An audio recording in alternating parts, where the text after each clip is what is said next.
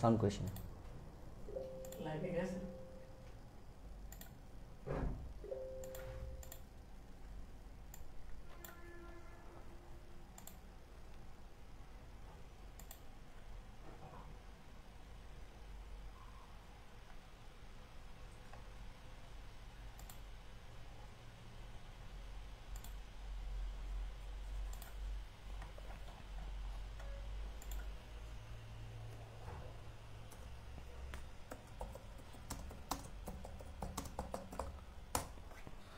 ওকে, এখন ক্লাসে join request দিছো, মেম্বার্স রিকোয়েস্ট। ওকে আচ্ছা, মোটামুটি সবারটাই অ্যাকসেপ্ট করে নিছি। ওকে, আই হোপ সাউন্ড ক্লিয়ার আছে। আচ্ছা, সবাই সালাম দিছো, ওয়ালাইকুম আসসালাম। সালাম দেওয়ার জন্য অসংখ্য ধন্যবাদ। ঠিক আছে, আচ্ছা আমরা একটু পিডিএফটা বের করে নিই, যেটা আজকে যে টপিকটা পড়াবো সেটার পিডিএফটা একটু বের করে নিই। ওকে, পিডিএফটা আমি হচ্ছে পিডিএফ গ্রুপে দিয়ে দেবো আলাদা করে। পিডিএফ এর জন্য একটা চ্যানেল আছে না, ওই চ্যানেলে আমি আলাদা করে দিয়ে দেবো। ঠিক আছে, এটা নিয়ে প্যারা নেওয়ার কিছু নাই। আচ্ছা, লেখা তো বোঝা যাচ্ছে বড় বড় আকারে নাকি? লেখা আই হোপ বোঝা যাচ্ছে, ক্লিয়ারলি বোঝা যাচ্ছে। আর দেখতে তো কোনো প্রবলেম হচ্ছে না, তোমাদের প্রবলেম হচ্ছে? আই হোপ লাইটিং এনাফ আছে। ঠিক আছে, লাস্ট মোমেন্টে এসে এতগুলো স্টুডেন্ট ভর্তি হয়েছে যে সামলাইতে একটু কষ্ট হয়ে গেছে, এই জন্য লেট হয়ে গেল। যাই হোক, কোনো কথা হবে না, পড়াশোনা করতে হবে। আর ফার্স্ট অফ অল করে বলে রাখতেছি যে ক্লাস মিস দেওয়া যাবে না। ঠিক আছে, ক্লাস মিস দিলে তোমার চান্সের গ্যারান্টি আমি দিতে পারবো না। ফার্স্ট অফ অল হচ্ছে এই কথা।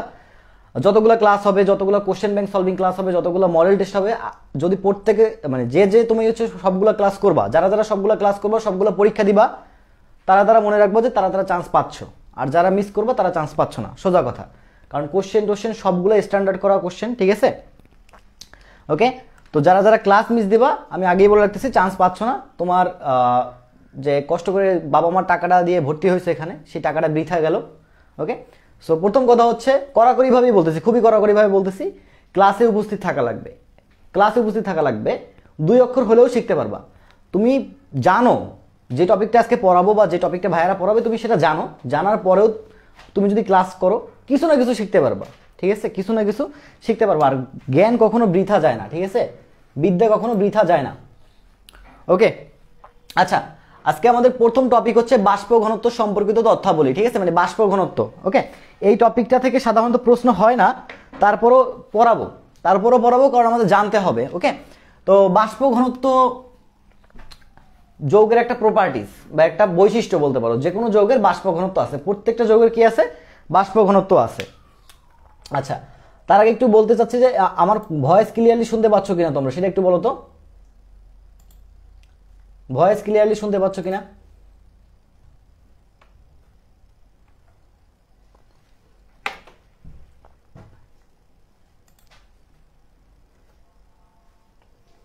আচ্ছা ভাইয়া, হাফ দেখা যায়, হাফ না ফুলই দেখা যাবে, এনে সমস্যা নাই।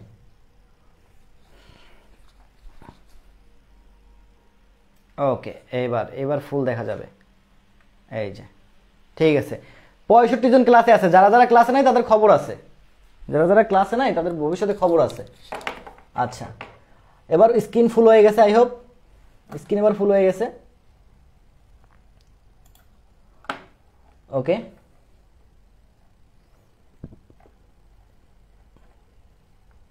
ক্লিয়ার, এভরিথিং ক্লিয়ার মনে হচ্ছে। আচ্ছা দাঁড়াও, কয়েকজন এবার জয়েন রিকোয়েস্ট দিছে লাস্ট মোমেন্টে এসে। ঠিক আছে, আমি একটু সেগুলা একটু অ্যাপ্রুভ করে আসি। আচ্ছা, ওকে,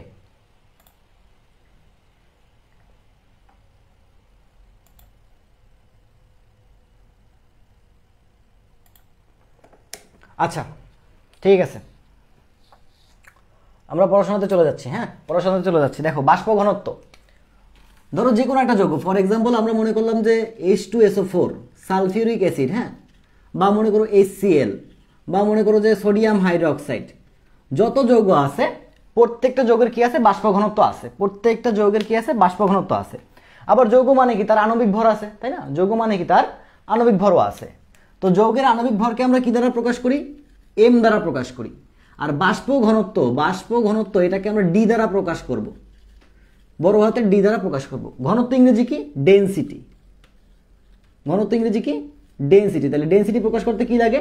ডি লাগে। তাহলে মনে রাখবো যে বাষ্প ঘনত্বকে আমরা ডি দ্বারা প্রকাশ করব।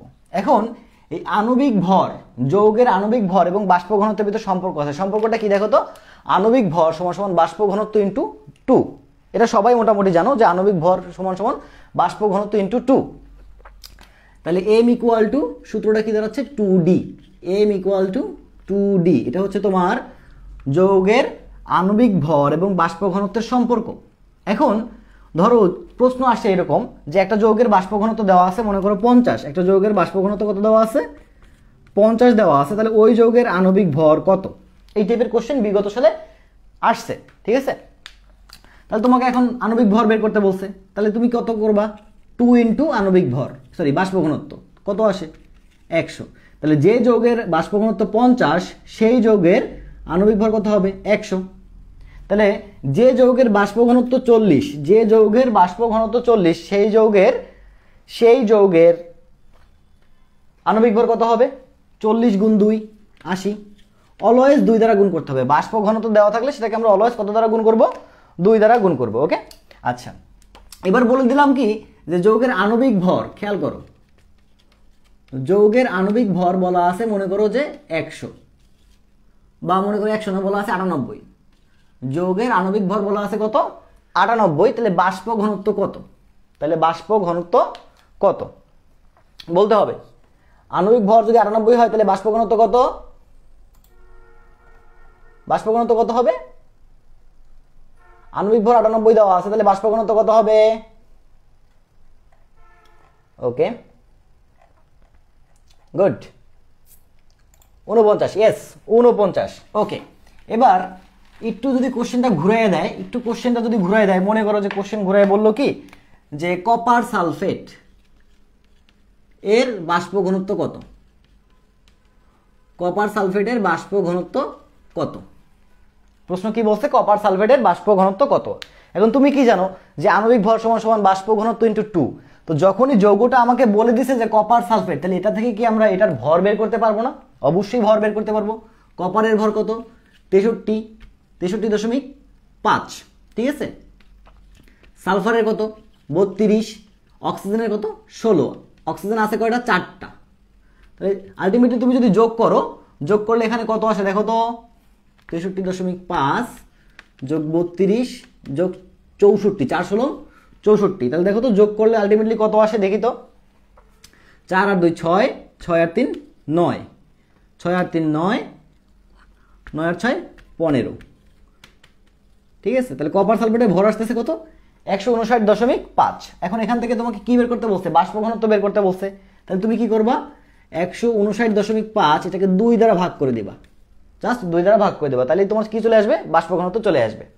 আই হোপ এই টপিকটা ক্লিয়ার। কারো কোনো প্রবলেম নাই? ওকে, এখন আবার জয়েন রিকোয়েস্ট পাঠাইছে, কেমন লাগে কও? ক্লাসের ভিতরে আমি সবাইকে বলে দিয়েছি যে ক্লাসের সময় আমি কারো জয়েন রিকোয়েস্ট অ্যাকসেপ্ট করব না।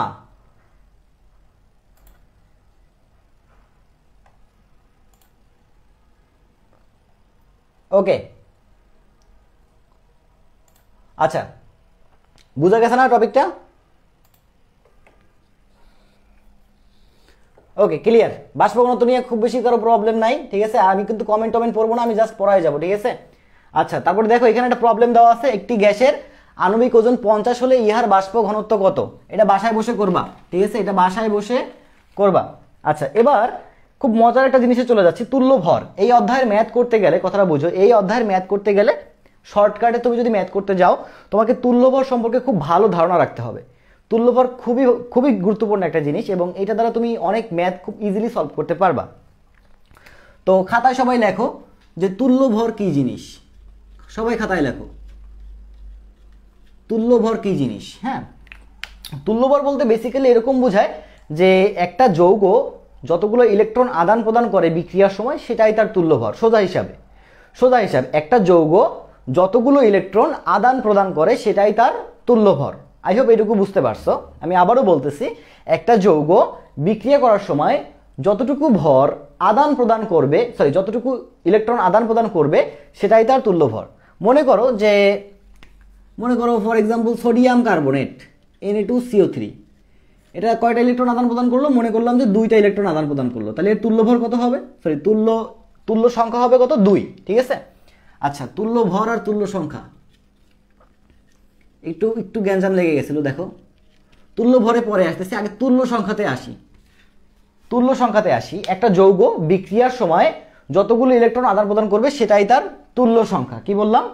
একটা যৌগ বিক্রিয়ার সময় যতগুলো ইলেকট্রন আদান প্রদান করবে সেটাই তার তুল্য সংখ্যা। ফর এক্সাম্পল সোডিয়াম কার্বনেট বিক্রিয়ার সময় মনে করো 2টা ইলেকট্রন আদান প্রদান করলো, তাহলে এটাই তার কি? তুল্য সংখ্যা। ওকে, আচ্ছা, তাহলে তুল্য সংখ্যা কিভাবে মনে রাখবা? মনে রাখবা যার যা আছে তাই তার তুল্য সংখ্যা। খাতায় লেখো, যার যা আছে তাই তার তুল্য সংখ্যা। ওকে, এখন খেয়াল করো, যেগুলো ধাতুর কি আছে?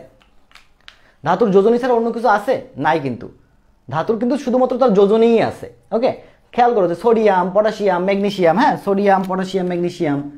সোডিয়ামের যোজনী কত? 1, ম্যাগনেসিয়ামের 2, পটাশিয়ামের কত? 1, অ্যালুমিনিয়ামের 3, ঠিক আছে। সোডিয়ামের যোজনী 1, ম্যাগনেসিয়ামের 2, পটাশিয়ামের 1, অ্যালুমিনিয়ামের 3। এগুলো সব কি? তুল্য সংখ্যা, যোজনী। এগুলো সব কি? তুল্য সংখ্যা, যোজনী। এগুলো সব হচ্ছে তার যোজনী। এখন মনে রাখবা যে যার যা আছে তাই তার তুল্য সংখ্যা। এখন ধাতুর কি আছে? ধাতুর আছে যোজনী, তাহলে ধাতুর যোজনীটাই হবে তার তুল্য সংখ্যা। কি বললাম? ধাতুর যোজনীটাই হবে তার তুল্য সংখ্যা। এই তুল্য সংখ্যা তুল্য ভর নিয়ে আমার একটু হয়ে যাচ্ছে, গ্যাঞ্জাম লেগে যাচ্ছে, ঠিক আছে। গ্যাঞ্জাম বলতে একবার তুল্য সংখ্যা বলতে গিয়ে তুল্য ভর বলে ফেলতেছি, ঠিক আছে। আশা করি এইটুকু তোমরা একটু বুঝতে পারতেছো। ওকে, তো খেয়াল করো, ধাতুর কি আছে? শুধুমাত্র যোজনী আছে, তাহলে ধাতুর যোজনীটাই হবে কি? তার তুল্য সংখ্যা। এবার অ্যাসিডের দিকে খেয়াল করো। অ্যাসিড চেনার উপায় কি? যে সকল যৌগ জলীয় দ্রবণে H+ দান করে তাদেরকে আমরা কি বলি? অ্যাসিড বলি। তাহলে অ্যাসিডের ক্ষেত্রে তার হাইড্রোজেন সংখ্যা বা H+ এর সংখ্যাটাই তার কি? তুল্য সংখ্যা, ঠিক আছে। এবার আসো ক্ষার, বেইজের ক্ষেত্রে ক্ষারের কি আছে? OH- আছে। তাহলে যার OH- আছে, মানে যতগুলো OH- থাকবে সেটাই তার তুল্য সংখ্যা। ফর এক্সাম্পল সোডিয়াম হাইড্রোক্সাইডে OH আছে কয়টা? একটা OH আছে, তাহলে এর তুল্য সংখ্যা কত হবে? 1। HCl এটা একটা অ্যাসিড।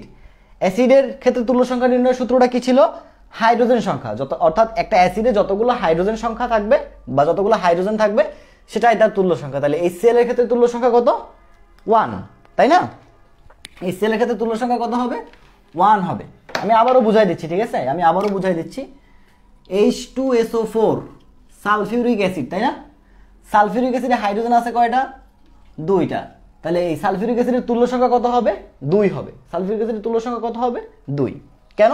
কারণ অ্যাসিডের ক্ষেত্রে তার হাইড্রোজেন সংখ্যাটাই হচ্ছে তার তুল্য সংখ্যা। তুল্য সংখ্যা কিভাবে মনে রাখবা? যার যা আছে তাই তার তুল্য সংখ্যা। অ্যাসিডের কি আছে? হাইড্রোজেন আছে, তাহলে যতগুলো হাইড্রোজেন থাকবে সেটাই তার তুল্য সংখ্যা হবে। ওকে, ক্ষারের কি আছে? OH- আছে, তাহলে সেটাই হবে কি? ক্ষারের তুল্য সংখ্যা। আচ্ছা, আজানটা শেষ হোক একটু।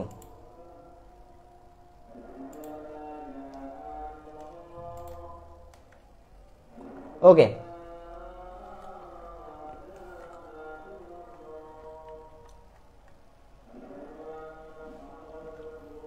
আচ্ছা, কামরুল নাইম লেখছো ভাই BF3 এর তুল্য সংখ্যা কত? BF3 এর তুল্য সংখ্যা বের করে দিচ্ছি, কোনো সমস্যা নাই, ঠিক আছে।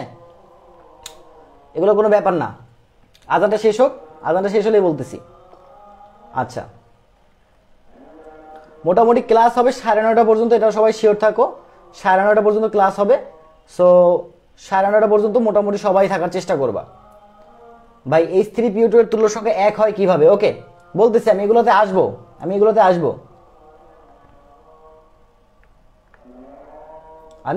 আসবো। আচ্ছা,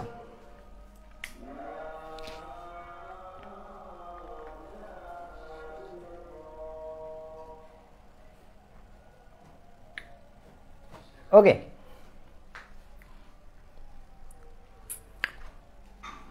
তো খেয়াল করো আমরা মোটামুটি এইটুকু ক্লিয়ার হলাম, তাই না? আমরা মোটামুটি এইটুকু ক্লিয়ার হলাম। এখন খেয়াল করো, ধাতু গেল, অ্যাসিড গেল, ক্ষার গেল, এরপরে কি আছে? এরপরে আছে তোমার লবণ বা সল্ট। লবণ বা সল্ট মনে রাখবা, লবণের ক্ষেত্রে মনে রাখবা ক্যাটায়নের টোটাল চার্জ, ক্যাটায়নের মোট চার্জ, ক্যাটায়নের টোটাল চার্জটাই হবে তার তুল্য সংখ্যা। For example sodium carbonate Na2CO3, sodium carbonate Na2CO3। খেয়াল করো কথাটা, খেয়াল করো, কোনো যৌগের নামের শেষে যদি এট অথবা আইট, যৌগের নামের শেষে এট অথবা আইট পাও তাহলে বুঝবা সেটা একটা লবণ। সেটা কি? একটা লবণ হিসাবে কাজ করবে। খেয়াল করো সোডিয়াম কার্বনেট নামের শেষে কি আছে? এট আছে, তাহলে এটা একটা কি হিসাবে কাজ করবে? লবণ হিসাবে কাজ করবে, তাই না? এখন এখানে ক্যাটায়নকে, সোডিয়াম হচ্ছে ক্যাটায়ন, এখানে ক্যাটায়নটাকে সোডিয়াম। তাহলে দেখো তো এটার চার্জ কত আসে? সোডিয়ামের চার্জ আমরা জানি +1, আছে কয়টা? 2টা, তাহলে দিলাম গুণ 2 ইকুয়াল টু কত আসতেছে? +2। তাহলে এখানে যে ক্যাটায়ন আছে, ক্যাটায়নের টোটাল চার্জ কত? +2। তাহলে তুল্য সংখ্যা কত হবে? 2 হবে। অর্থাৎ লবণের ক্ষেত্রে ক্যাটায়নের মোট চার্জ তার তুল্য সংখ্যা। তাহলে আমরা যদি একটু অ্যালুমিনিয়াম ক্লোরাইডের দিকে তাকাই, অ্যালুমিনিয়াম ক্লোরাইড এটা কি একটা লবণ না? হ্যাঁ, এটা একটা লবণ, ঠিক আছে। অনেকে বলবা যে ভাই এটা তো একটা লুইস অ্যাসিড, অনেকে বলবে এটা একটা লুইস অ্যাসিড, ওই হিসাবটা পরে, কিন্তু এটা আগে একটা লবণ, ঠিক আছে। এটা একটা লবণ কিভাবে? দেখো এখানে এই যে অ্যালুমিনিয়াম এটা একটা ক্ষারের অংশ, আর ক্লোরিন হচ্ছে একটা অ্যাসিডের অংশ, ঠিক আছে। কিভাবে আসে এটা?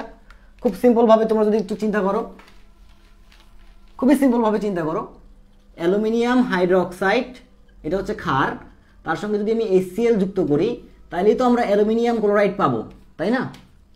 তাহলে অ্যাসিড এবং ক্ষার বিক্রিয়া করে কি উৎপন্ন করে? লবণ এবং পানি উৎপন্ন করে। তাহলে এখানে এটা হচ্ছে লবণ, ঠিক আছে। তাহলে এখন খেয়াল করো এখানে অ্যালুমিনিয়ামের চার্জ কত? +3 না? এখানে অ্যালুমিনিয়ামের চার্জ +3, ওকে। তাহলে এটা তুল্য সংখ্যা কত হবে? 3। ঠিক সেম ভাবে BF3, বোরন ট্রাইফ্লোরাইড, ঠিক আছে, বোরন ট্রাইফ্লোরাইড এটাও একটা লবণ, ওকে। তো এটার তুল্য সংখ্যা কত হবে? এটার তুল্য সংখ্যাও আসবে 3 আসবে, ওকে। এটার তুল্য সংখ্যাও 3 আসবে, কারণ দেখো এখানে বোরনের চার্জ কত? এখানে বোরনের চার্জ হচ্ছে +3, এখানে বোরনের চার্জ কত? +3। তাহলে লবণের ক্ষেত্রে ক্যাটায়নের টোটাল চার্জটাই হচ্ছে তার তুল্য সংখ্যা। এবার মুজাক্কির একটা কোশ্চেন করছো যে হচ্ছে ভাই H3PO2, খেয়াল করো সবাই, এইটার তুল্য সংখ্যা 1 কেন? তো আমি কি বলছিলাম যে একটা অ্যাসিডে যতগুলো H+ থাকবে সেটাই তার তুল্য সংখ্যা। তাহলে সেই হিসাবে এই H3PO2 ফসফরাস অ্যাসিড, হ্যাঁ H3PO2 ফসফরাস অ্যাসিড, এইটার তো তুল্য সংখ্যা 3 হওয়ার কথা, বাট তুল্য সংখ্যা কত হয়েছে? 1। কারণটা কি? কারণটা হচ্ছে এই H3PO2 একটা H+ দান করে। কয়টা H+ দান করে? একটা H+ দান করে। আর একটা H+ দান করা মানে একটা ইলেকট্রনের আদান প্রদান হওয়া। একটা H+ দান করা মানে কি? একটা ইলেকট্রনের আদান প্রদান হওয়া। আর যখনই আমি তুল্য সংখ্যার কথা বলতেছিলাম, আমি বারবার বলতেছিলাম কিন্তু যে একটা যৌগ যতগুলো ইলেকট্রনের আদান প্রদান করে বিক্রিয়ার সময় সেটাই তার তুল্য সংখ্যা। H3PO2 যখন বিক্রিয়া করে, বিক্রিয়ার সময় এটার অবস্থা হয় এরকম, H+ এবং H2PO2-, ঠিক আছে, এটার অবস্থা হয় এরকম, এরকম অবস্থা হয়, অর্থাৎ একটা H+ দান করে মানে একটা ইলেকট্রন আদান প্রদান ঘটে এখানে, ওকে। এই জন্য এটা তুল্য সংখ্যা কত? 1। আচ্ছা, তো মোটামুটি আমরা তুল্য সংখ্যাগুলো শিখলাম, ঠিক আছে। আমাদের এই তুল্য সংখ্যাগুলাই কাজে লাগবে, এই তুল্য সংখ্যাগুলাই কাজে লাগবে। কি কি? ধাতু, অ্যাসিড, ক্ষার এবং লবণ, এই তুল্য সংখ্যাগুলাই কাজে লাগবে। এবং তুল্য সংখ্যাটা খুব ভালো করে মাথায় ঢুকিয়ে রাখো, কারণ এরপরে হচ্ছে আমরা যখন অম্লমিতি ক্ষারমিতির যে ম্যাথগুলো আছে সেই ম্যাথগুলো যখন করব তখন কিন্তু এই তুল্য সংখ্যার ব্যাপারটা লাগবে। তো একটু কমেন্ট করে বলো তো ভাই তোমরা বুঝছো কিনা। আচ্ছা, আর H3PO3 একজনে বলতেছো ভাই H3PO3 এর তুল্য সংখ্যা 2 কিনা? হ্যাঁ 2। আচ্ছা ভাইয়া বোর্ডে লাইটের আলো পড়ে, আচ্ছা তাহলে লাইট অফ করে দিচ্ছি।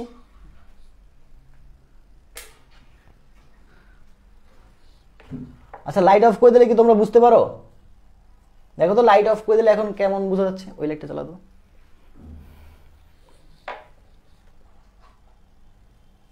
ওকে, আই হোপ এনাফ আলো আছে, আই হোপ এনাফ আলো আছে, ঠিক আছে।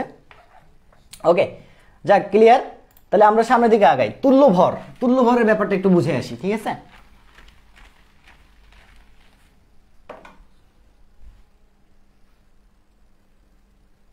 ওকে দেখো, তুল্য ভর এটাকে আমরা ই দ্বারা প্রকাশ করি। তুল্য ভর এটাকে আমরা কি দ্বারা প্রকাশ করি? ই। তুল্য ভর ইকুয়াল টু আণবিক ভর ডিভাইডেড বাই তুল্য সংখ্যা। আর তুল্য সংখ্যাকে আমরা ছোট হাতের ই দ্বারা প্রকাশ করি, ঠিক আছে। তুল্য ভর, তুল্য ভরটাকে আমরা কি দ্বারা প্রকাশ করি? এম, সরি, তুল্য ভরটাকে আমরা ই দ্বারা প্রকাশ করতেছি, আর আণবিক ভরটাকে আমরা এম দ্বারা প্রকাশ করি। তাহলে আলটিমেট যে সূত্রটা দ্বারা এরকম, E equal to M by E, ঠিক আছে। এই সূত্রের ম্যাথ আমি আর করাইলাম না, এই সূত্রে ম্যাথ আমি আর করাইলাম না। পারবা না এই সূত্রে ম্যাথ করতে তোমরা? এই তুল্য ভর বের করতে পারবা না? এখানে কতগুলো প্র্যাকটিস আছে, পারবা না এগুলো করতে?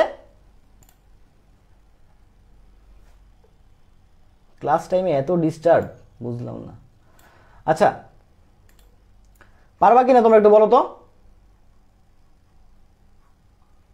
আচ্ছা, একদম বেসিক জিনিস এগুলো, ঠিক আছে, একদম বেসিক জিনিস। দেখো এখানে কতগুলো এক্সাম্পল দিয়ে রাখছি, এক্সাম্পলগুলো তোমরা বাসায় বসে একটু দেখবা, ঠিক আছে। এই যে সোডিয়াম ক্লোরাইডের ইয়া কত, এই যে দেখো সোডিয়াম ক্লোরাইডের তুল্য ভর কত, তো সোডিয়াম ক্লোরাইডের তুল্য ভর তো পারবা। সোডিয়াম হাইড্রোক্সাইডের তুল্য ভর কত, তারপরে হচ্ছে গিয়ে তোমার H3PO4, ঠিক আছে, পরে KMnO4 এর তুল্য ভর কত। আচ্ছা, ভালো কথা, ভালো একটা জিনিস দেখো, মানে ভুলেই গেছিলাম এটা বলতে।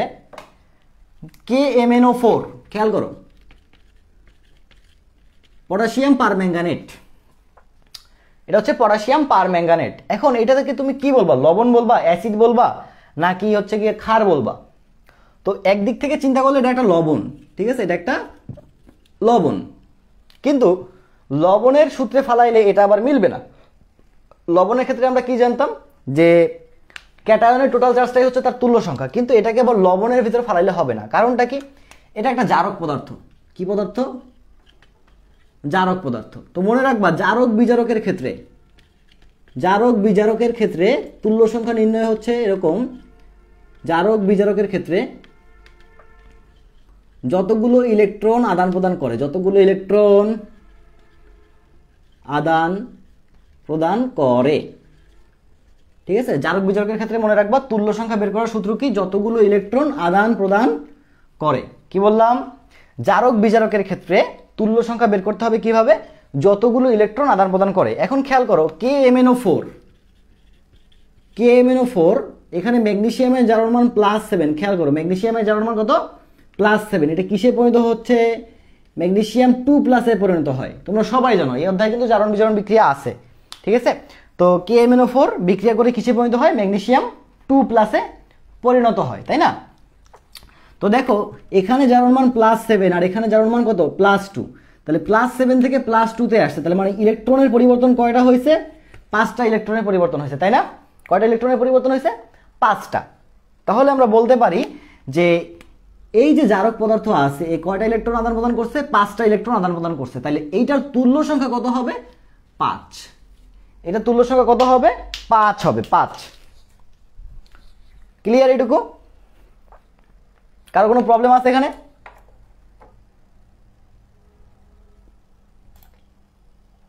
ওকে, তাহলে তোমরা অনেকেই জানো যে এটা 5 হবে, ঠিক আছে, আশা করি বুঝতে পারছো। কারো কোনো এখানে প্রবলেম নাই? ওকে, এবার খেয়াল করো, তাহলে এখন জিজ্ঞেস করছে তোমাকে, এখানে প্রশ্ন বলছে কি KMnO4 এর তুল্য ভর কত, অর্থাৎ পটাশিয়াম পারম্যাঙ্গানেট KMnO4 এর তুল্য ভর কত। তাহলে কি করবা এখন? এটার আণবিক ভর বের করবা। আণবিক ভর বের করার পরে এটাকে 5 দ্বারা ভাগ করবা, সোজা হিসাব। আণবিক ভর বের করার পরে এটাকে কত দ্বারা ভাগ করবা?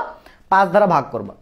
তারপরে এখানে একটা প্রশ্ন বলছে কি যে H3PO4 এর তুল্য ভর কত? H3PO4। তো দেখো এখানে এটা যখন বিয়োজিত হয় তখন 3টা H+ উৎপন্ন করে। কয়টা H+? 3টা H+ উৎপন্ন করে। তাহলে এটার তুল্য সংখ্যা কত হবে? এটার তুল্য সংখ্যা হবে 3। তাহলে এটার আণবিক ভর বের করবা। আণবিক ভর বের করে কত দ্বারা ভাগ করবা? 3 দ্বারা ভাগ করবা। H3PO4 এর আণবিক ভর হচ্ছে 98, মনে রাখবা H3PO4 এর আণবিক ভর কত, 98। কে যদি আমরা 3 দ্বারা ভাগ করি তাহলে কত আসে, মোটামুটি হিসাব করলে দেখবো যে 32 পয়েন্ট সামথিং আসবে, ঠিক আছে, 32 পয়েন্ট সামথিং। তাহলে H3PO4 এর তুল্য ভর হচ্ছে 32 পয়েন্ট সামথিং। সো সিম্পল, ঠিক আছে। আমরা এই টপিকে থাকলাম না, কারণ এগুলো একদম সুপারফিশিয়াল টপিক, মানে খুবই ইজি টপিক, এগুলো একদম পারবা তোমরা, একদম ইজিলি পারবা। সো এগুলো নিয়ে আমরা আর বসে থাকলাম না, সামনের দিকে আগাই, কারণ সামনে আমাদের অনেক বেশি ইম্পর্টেন্ট পড়াশোনা আছে। তো দেখো এখানে বেশ কিছু প্রশ্ন আছে, এই প্রশ্নগুলো বাসায় বসে নিজেরা একটু সলভ করার চেষ্টা করবা, ঠিক আছে।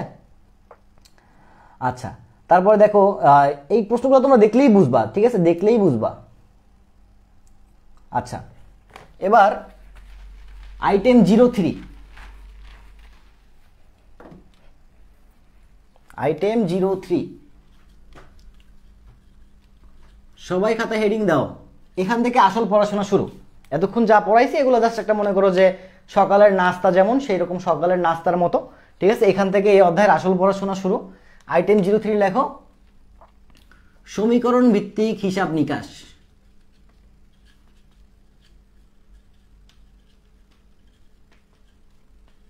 সমীকরণ ভিত্তিক হিসাব নিকাশ, একদম সিম্পল জিনিস, ঠিক আছে, বুঝলেই মানে চেষ্টা করলেই বুঝতে পারবা।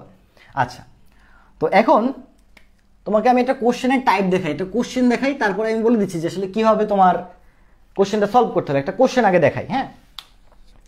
এখানে কোশ্চেন দেওয়া আছে, আমি এটা এইখানে কোশ্চেনে তুলি। 6 গ্রাম হাইড্রোজেনকে, খেয়াল করো, 6 গ্রাম হাইড্রোজেনকে অতিরিক্ত অক্সিজেনে পোড়ালে, অতিরিক্ত অক্সিজেনে পোড়ালে কি পরিমাণ পানি উৎপন্ন হবে, তাই না? কি পরিমাণ পানি উৎপন্ন হবে। ওকে, কোশ্চেনটা কি, 6 গ্রাম অক্সিজেনকে, 6 গ্রাম হাইড্রোজেনকে অতিরিক্ত অক্সিজেনে পোড়ালে কি পরিমাণ পানি উৎপন্ন হবে। তো কথা হচ্ছে যে তুমি এই প্রশ্ন পড়েই কিন্তু বুঝতে পারতেছো যে এখানে একটা বিক্রিয়া আসবে, এখানে কি আসবে, একটা বিক্রিয়া আসবে। তাহলে এই টাইপের হিসাব নিকাশের জন্য তোমাকে ফার্স্ট অফ অল স্টেপগুলো লেখো। Step 1, find the reaction. Step 1, find the reaction, অর্থাৎ প্রশ্ন তোমাকে পড়তে হবে। প্রশ্ন পড়ার পরে প্রশ্ন অনুসারে তোমাকে কি করতে হবে, রিয়াকশনটা খুঁজে বের করতে হবে। স্টেপ 2,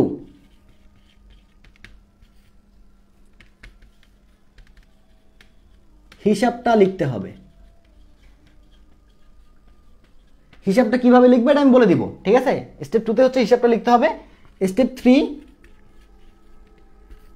03 তে হচ্ছে তোমাকে কি করতে হবে, ঐকিক নিয়ম অ্যাপ্লাই করতে হবে।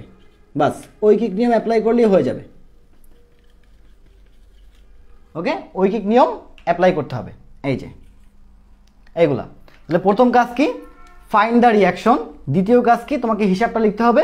তৃতীয় নম্বর কাজটা হচ্ছে ঐকিক নিয়ম অ্যাপ্লাই করতে হবে। এখন হিসাবটা কিভাবে লিখবে এখানে আমি আসতেছি। আশা করি সবাই এটুকু খাতায় লিখছো, ঠিক আছে। একটু দ্রুত লিখবা, কারণ এই চ্যাপ্টারটা অনেক বড়, ঠিক আছে। আচ্ছা, ওকে,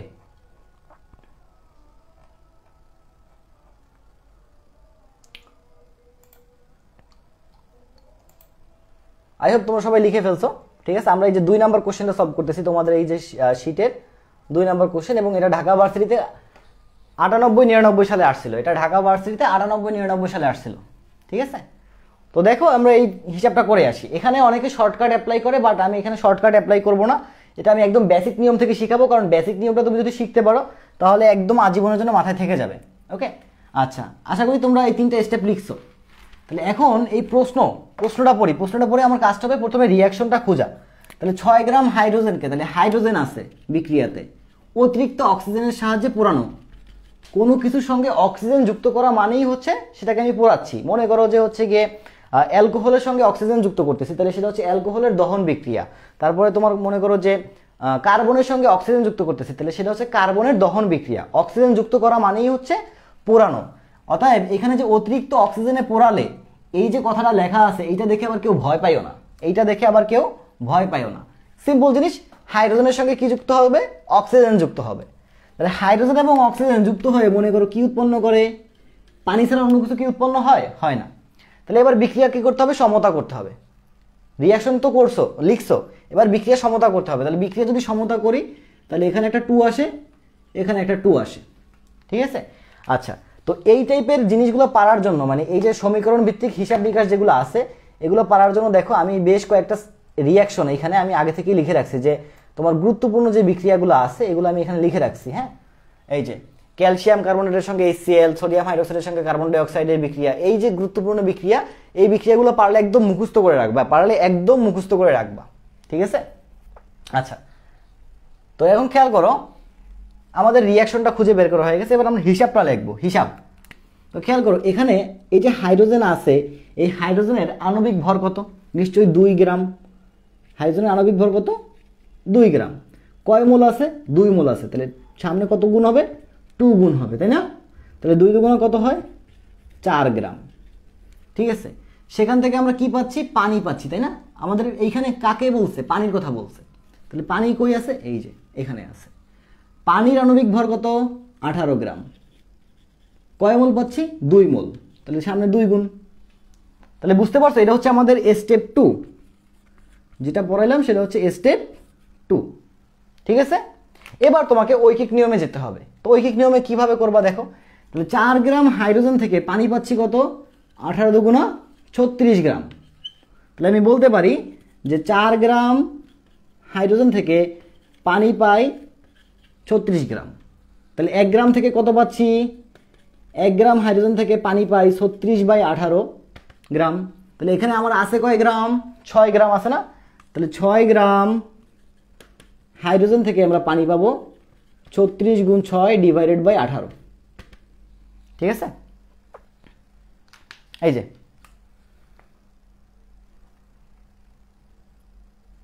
এটা কি ঠিক আছে? এখানে 18 লিখছি কেন? এখানে তো 4 আসবে।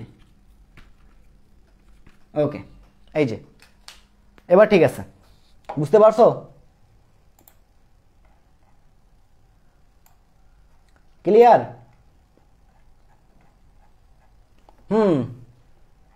4 হবে, 4 36/4 হবে। বেখেয়ালে ছিলাম, বেখেয়ালে থাকার কারণে লিখে ফেলছি ভুলে, ঠিক আছে? হ্যাঁ 4 হবে, ঠিক আছে। ওকে, যাই হোক, তাহলে বুঝতে পারছো আশা করি। আমরা আরো একটা প্রবলেম সলভ করে আসি, ঠিক আছে? আমরা আরো একটা প্রবলেম সলভ করে আসি, তাহলে আরো ক্লিয়ার হব। ওকে, তো দেখো এখানে জগন্নাথের একটা প্রশ্ন আসে। প্রশ্নটা হচ্ছে এরকম, খেয়াল করো সবাই, ভালো করে খেয়াল করো।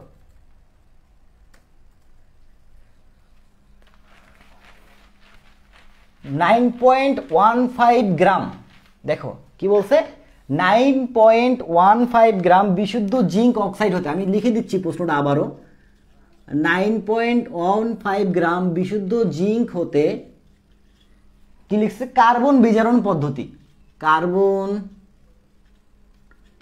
বিজারণ পদ্ধতি। হ্যাঁ, কার্বন বিজারণ পদ্ধতির মাধ্যমে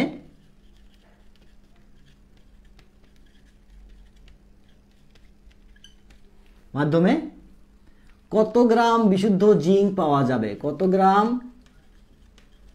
বিশুদ্ধ জিঙ্ক পাওয়া যাবে? ওকে, এই হচ্ছে আর কি আমাদের প্রশ্ন, ঠিক আছে? তো এখন আমি বুঝতেই পারতেছি যে জিঙ্কের সঙ্গে এখানে কার্বনের বিজারণ, অর্থাৎ জিঙ্কের সঙ্গে কে যুক্ত হবে? কার্বন যুক্ত হবে। জিঙ্কের সঙ্গে কে যুক্ত হবে? কার্বন যুক্ত হবে। এখন কথা হচ্ছে তাহলে বিক্রিয়াটা কেমন হবে? তো আচ্ছা, জিঙ্ক অক্সাইড আছে, তাই না? জিঙ্ক অক্সাইড আছে, ZnO, জিঙ্ক অক্সাইড আছে। হ্যাঁ, তাহলে 9.15 গ্রাম জিঙ্ক অক্সাইড হতে কার্বন বিজারণ পদ্ধতির মাধ্যমে কত গ্রাম বিশুদ্ধ জিঙ্ক পাওয়া যাবে? তাহলে জিঙ্ক অক্সাইডের সঙ্গে আমাদের যুক্ত হচ্ছে কে? কার্বন। তো মনে রাখবা ধাতুর সঙ্গে যখন আমরা কার্বন বিজারণ করব তখন ধাতুটা মুক্ত হয়ে যাবে। জিনিসটা আমি আর একটু সহজ করে বুঝাই। ধরো যে MO, এটা একটা ধাতুর অক্সাইড। MO এটা কি? একটা ধাতুর অক্সাইড। তার সঙ্গে আমরা কি যুক্ত করতেছি? কার্বন যুক্ত করতেছি। তার সঙ্গে আমরা কি যুক্ত করতেছি? কার্বন। তাহলে উৎপন্ন হবে তোমার কার্বন ডাই অক্সাইড প্লাস ওই ধাতু, ঠিক আছে? এটা হচ্ছে আর কি বিজারণ, কার্বন বিজারণের একদম একটা বেসিক বিক্রিয়া। কার্বন বিজারণ পদ্ধতির একটা বেসিক বিক্রিয়া। তোমরা 9-10-এ পড়ছো ধাতু নিষ্কাশন পদ্ধতি, সেখানে কিন্তু কার্বন বিজারণ পদ্ধতি ছিল। ধাতু নিষ্কাশন পদ্ধতির ভিতরে কার্বন বিজারণ পদ্ধতি ছিল, ঠিক আছে?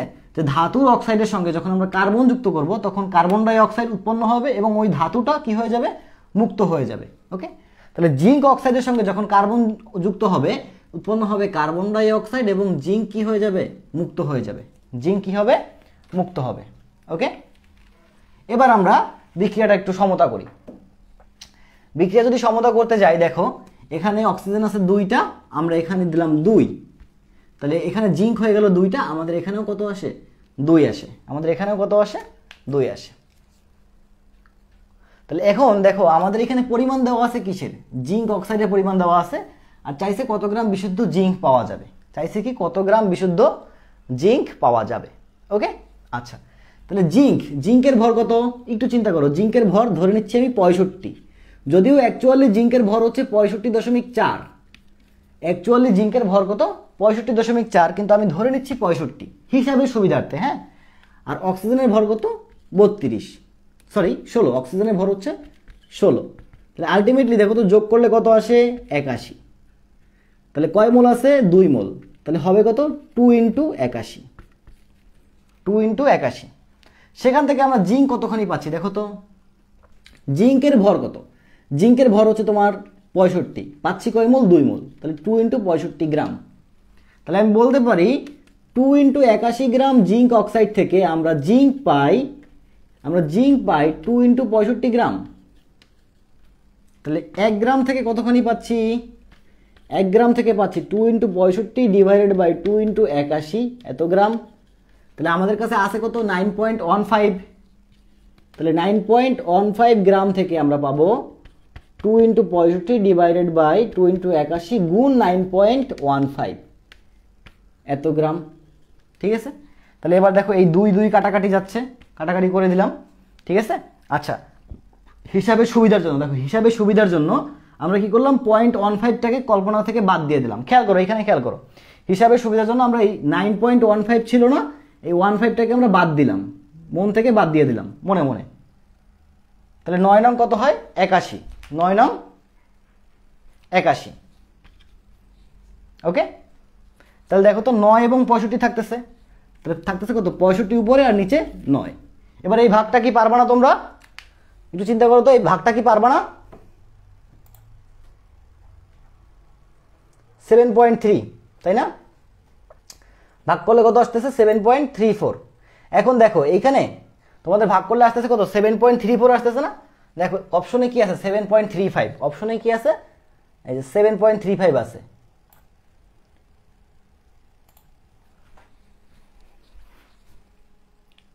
তুই ইমনরে একটা ফোন দে, ইমনরে একটা ফোন দিয়ে বল আমার যেন ফোনে ফোন না দেয় এই মুহূর্তে, বলো দে, বোঝেও না। তোমরা কি বুঝতে পারছো?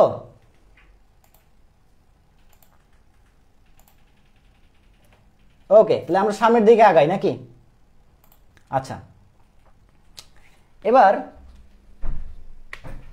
আরেকটা কোশ্চেন সলভ করি। আরেকটা কোশ্চেন সলভ করি, এই এই এই টপিক রিলেটেড আরেকটা কোশ্চেন সলভ করি। দেখো কোশ্চেনটা হচ্ছে এরকম, 95% বিশুদ্ধ ক্যালসিয়াম কার্বনেটের, না আর্জেন্ট কথা বলা যাবে না, 95% বিশুদ্ধ ক্যালসিয়াম কার্বনেট। বুঝলাম না, আমি যখন ক্লাস করাই তখন তোদের সমস্যা। এই দরজা লক কর। ওকে, খেয়াল করো, 95% বিশুদ্ধ ক্যালসিয়াম কার্বনেটের ভর 200 গ্রাম। ক্যালসিয়াম কার্বনেটকে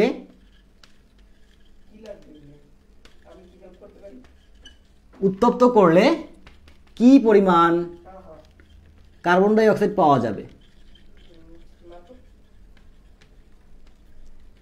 ওকে, দেখো তাহলে কোশ্চেনটা কি, দেখো 95% বিশুদ্ধ ক্যালসিয়াম কার্বনেটের ভর 200 গ্রাম, ক্যালসিয়াম কার্বনেটকে উত্তপ্ত করলে কি পরিমাণ কার্বন ডাই অক্সাইড পাওয়া যাবে? ওকে, আচ্ছা, আসো আমরা এটা একটু বোঝার চেষ্টা করি, একটু অ্যানালাইসিস করার চেষ্টা করি। আমার কাছে ক্যালসিয়াম কার্বনেট আছে, কি আছে?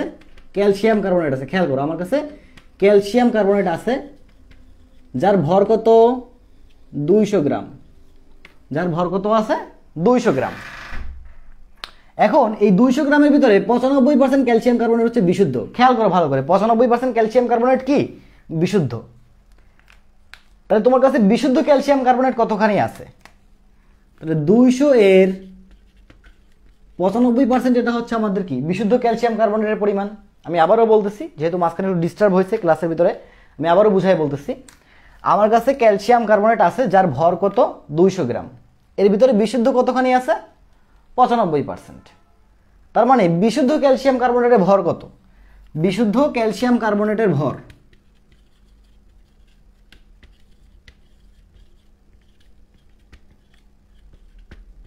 দুইশো এর 95%। তাহলে 200 ইন্টু 95% মানে কি? 95 ডিভাইডেড বাই 100। তাহলে 0 এই 0 এই 0 এই 0 কাটা, তাহলে 95 দুগুণে 190 গ্রাম। তাহলে আমার কাছে যে নমুনা আছে এর ভিতরে কতখানি বিশুদ্ধ ক্যালসিয়াম কার্বনেট আছে? 190 গ্রাম বিশুদ্ধ ক্যালসিয়াম কার্বনেট আছে, তাই না? 190 গ্রাম বিশুদ্ধ ক্যালসিয়াম কার্বনেট আছে। তাহলে আমি যদি উত্তপ্ত করি এটাকে, তাহলে নিশ্চয়ই এই 190 গ্রাম বিক্রিয়া করবে, তাই না? 200 গ্রাম কিন্তু বিক্রিয়া করবে না, কারণ বাকি যে 5% আছে সেই 5% তো ভেজাল, তাহলে তারা কিন্তু বিক্রিয়া করবে না। বিক্রিয়া করবে কতটুকু? নিশ্চয়ই এই 190 গ্রাম বিক্রিয়া করবে। তাহলে খেয়াল করো, ক্যালসিয়াম কার্বনেটকে উত্তপ্ত করলে, ক্যালসিয়াম কার্বনেটকে যদি আমরা উত্তপ্ত করি তাহলে উৎপন্ন হবে carbon dioxide plus calcium oxide. Reaction সমতা করার দরকার নেই, কারণ রিয়াকশনটা অলরেডি সমতায় আছে। তাহলে দেখো এখানে আমি যদি হিসাবটা লিখি, ক্যালসিয়াম কার্বনেটের আণবিক ভর হচ্ছে 200 গ্রাম, ক্যালসিয়াম কার্বনেটের আণবিক ভর হচ্ছে 100 গ্রাম। 100 গ্রাম, সেখান থেকে কার্বন ডাই অক্সাইড কতখানি পাচ্ছি? সেখান থেকে কার্বন ডাই অক্সাইড পাচ্ছি আমরা 22.4 লিটার। 22.4 লিটার, অথবা আমরা বলতে পারি 44 গ্রাম। আশা করি সবার জানা আছে যে কার্বন ডাই অক্সাইডের আণবিক ভর যে 44 গ্রাম, এটা সবার জানা আছে। তাহলে 100 গ্রাম থেকে পাচ্ছি 44 গ্রাম। তাহলে 1 গ্রাম থেকে কত পাবো? 200 গ্রাম থেকে 190 গ্রাম থেকে কতখানি পাবো? বুঝতে পারছো না? 100 গ্রাম থেকে পাচ্ছি আমরা 44 গ্রাম, তাহলে 1 গ্রাম থেকে কত পাবো? 190 গ্রাম থেকে কত পাবো? আবার যদি আয়তন বের করতে বলে, 100 গ্রাম থেকে আমরা পাচ্ছি 22.4 লিটার, তাহলে 1 গ্রাম থেকে কতখানি পাবো? 190 গ্রাম থেকে কতখানি পাবো? বুঝতে পারছি?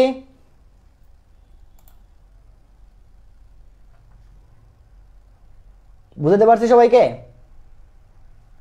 ওকে, জাবের লিখছো তোমার 83.6 গ্রাম কার্বন ডাই অক্সাইড, না 83.6 গ্রাম আসে না তো, আরো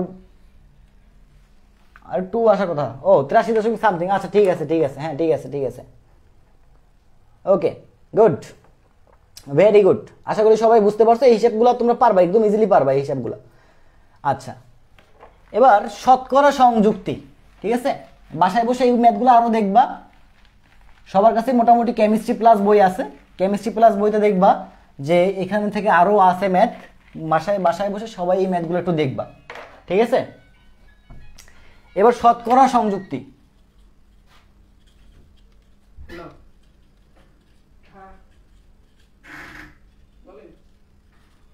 শতকরা সংযুক্তি ইকুয়াল টু, সূত্রটা লেখো,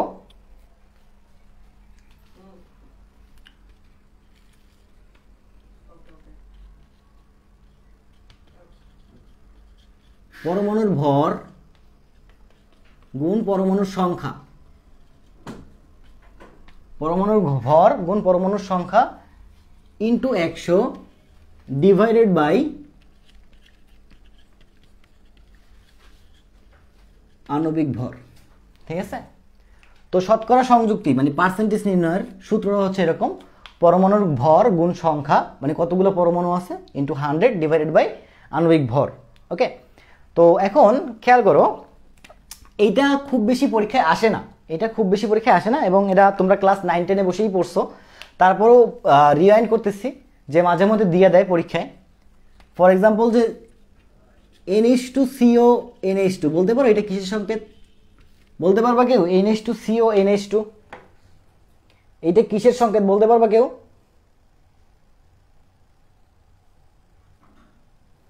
আচ্ছা, সোনার তরি দেখছো ভাই, প্র্যাকটিস ম্যাথের পিডিএফ গুলো যদি দিতেন, বই তো কিনি নাই মেইন বুক ছাড়া।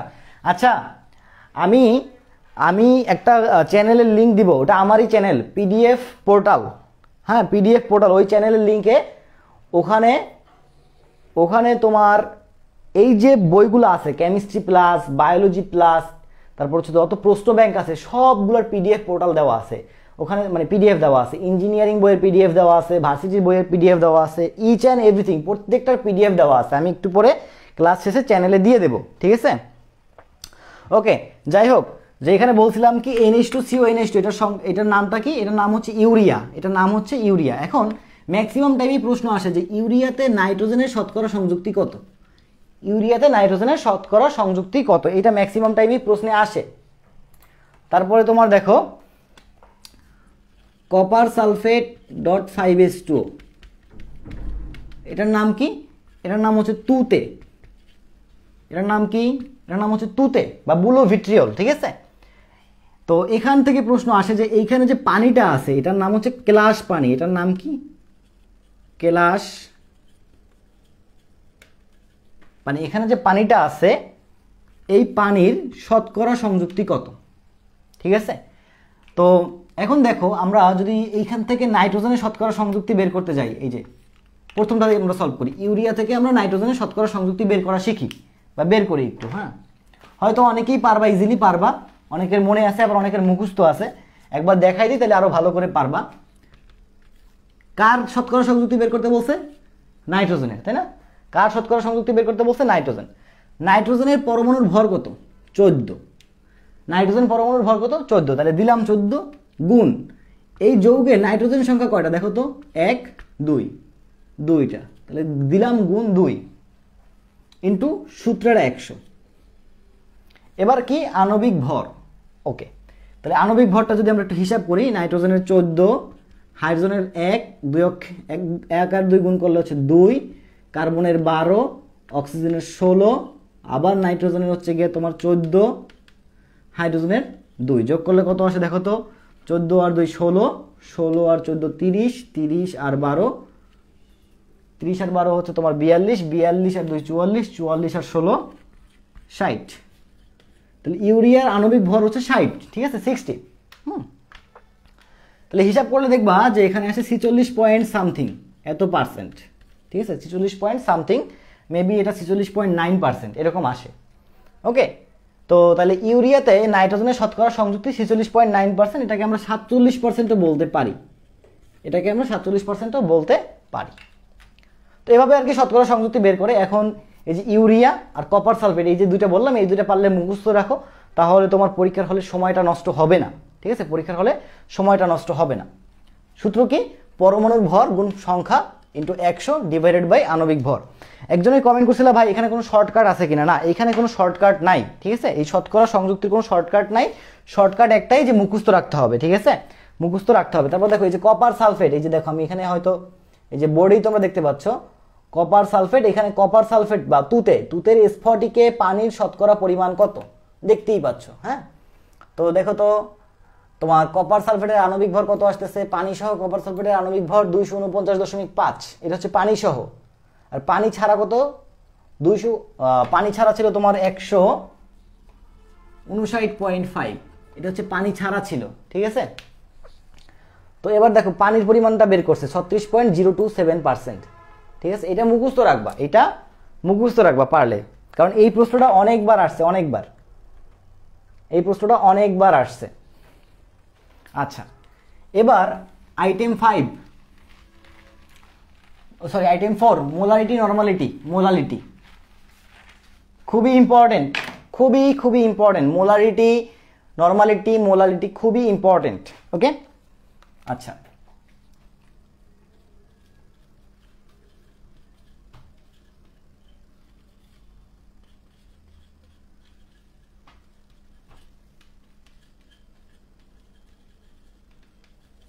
ওকে, তো এটা আসলে ঘনমাত্রা প্রকাশের পদ্ধতি। তোমরা সবাই জানো যে মোলারিটি নরমালিটি এটা হচ্ছে কিসের পদ্ধতি? ঘনমাত্রা প্রকাশের পদ্ধতি, তাই না? মোটামুটি সবারই জানা আছে, ঠিক আছে? এটা কিসের পদ্ধতি? ঘনমাত্রা প্রকাশের পদ্ধতি। এছাড়া আরো আছে, দেখো এছাড়া আরো হচ্ছে পিপিএম, পিপিবি, পিপিটি, পার্সেন্টেজ, এগুলো সব কিন্তু ঘনমাত্রা প্রকাশের পদ্ধতি। কথাটা বুঝো, এগুলো সব ঘনমাত্রা প্রকাশের পদ্ধতি। ওকে, তো এখন মোলারিটি আমরা কিভাবে বের করি?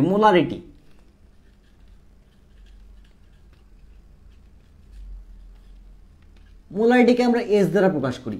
S equal to W into 1000 divided by M into V, divided by M into V. এবং ভিটা কিসে? মিলিলিটার এককে। ভিটা কিসে থাকবে?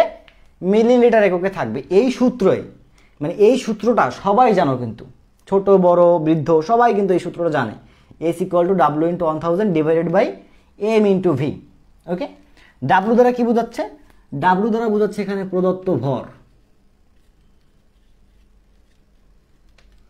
এম দ্বারা কি বোঝাচ্ছে? আণবিক ভর, যে যৌগটা থাকবে সেই যৌগের আণবিক ভর। ভি দ্বারা কি বোঝাচ্ছে? দ্রবণের আয়তন।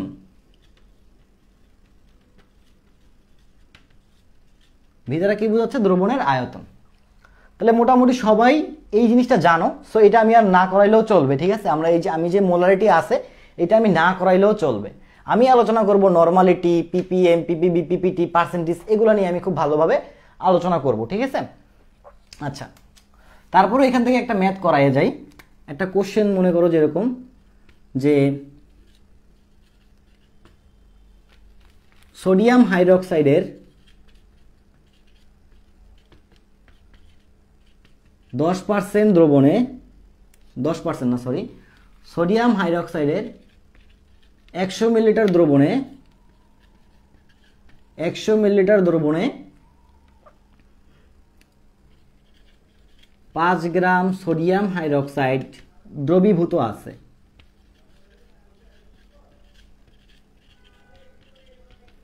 তাহলে ঘনমাত্রা কত মোলার? ঘনমাত্রা কত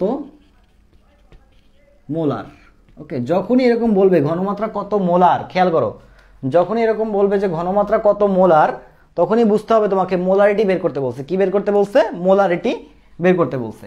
ওকে, তাহলে আমরা একটু খেয়াল করি আমাদের এখানে কি কি দেওয়া আছে। 100 মিলিলিটার, তার মানে এটা হচ্ছে আমাদের ভি, আয়তন। 5 গ্রাম কি দেওয়া আছে? সোডিয়াম হাইড্রোক্সাইড দেওয়া আছে না? তাহলে এটা হচ্ছে তার প্রদত্ত ভর ডাব্লু। বের করতে বলছে কি? ঘনমাত্রা বের করতে বলছে। আচ্ছা, সোডিয়াম হাইড্রোক্সাইড যেহেতু বলছে, যেহেতু যৌগের কথা বলে দিছে, তাহলে আমরা জানি যে এর আণবিক ভরটাও বলা আছে। যৌগ বললেই তো আমরা আণবিক ভর বের করতে পারবো, তাই না? তাহলে এর আণবিক ভর কত? এর আণবিক ভর এম হচ্ছে 40, প্রদত্ত ভর হচ্ছে 5 গ্রাম, এবং আয়তন হচ্ছে তোমার 100 মিলিলিটার। ঠিক আছে, এই তাহলে এম 40 গ্রাম, ডাব্লু বা প্রদত্ত ভর হচ্ছে 5 গ্রাম, আয়তন 100 মিলিলিটার। তাহলে এবার সূত্রে ফালাবা, সূত্রে ফালাই খুব সুন্দর মতো সলভ করবা। 5 গুণ 1000 ডিভাইডেড বাই 40 গুণ 5, 40 গুণ 100। ওকে, এই যে বাকিটা তোমরা বাসায় বসে হিসাব করবা, এবং এই হিসাবটা কিন্তু তুমি ক্যালকুলেটর ছাড়া খুব সহজেই করতে পারবা, খুবই সহজে করতে পারবা। আশা করি কারো কোনো প্রবলেম হবে না। বুঝতে পারছো? 1 পয়েন্ট, ওরে বাপরে, আমার আগেই বের করে ফেলছো তোমরা, শাবাশ, ভেরি গুড, ভেরি গুড। ওকে, এরপরে আমি নরমালিটিতে যাব। নরমালিটি, ঠিক আছে, নরমালিটি, এবং এটা আমি ভালো করে বুঝাই দেবো, ঠিক আছে? নরমালিটি, নরমালিটি কি জিনিস?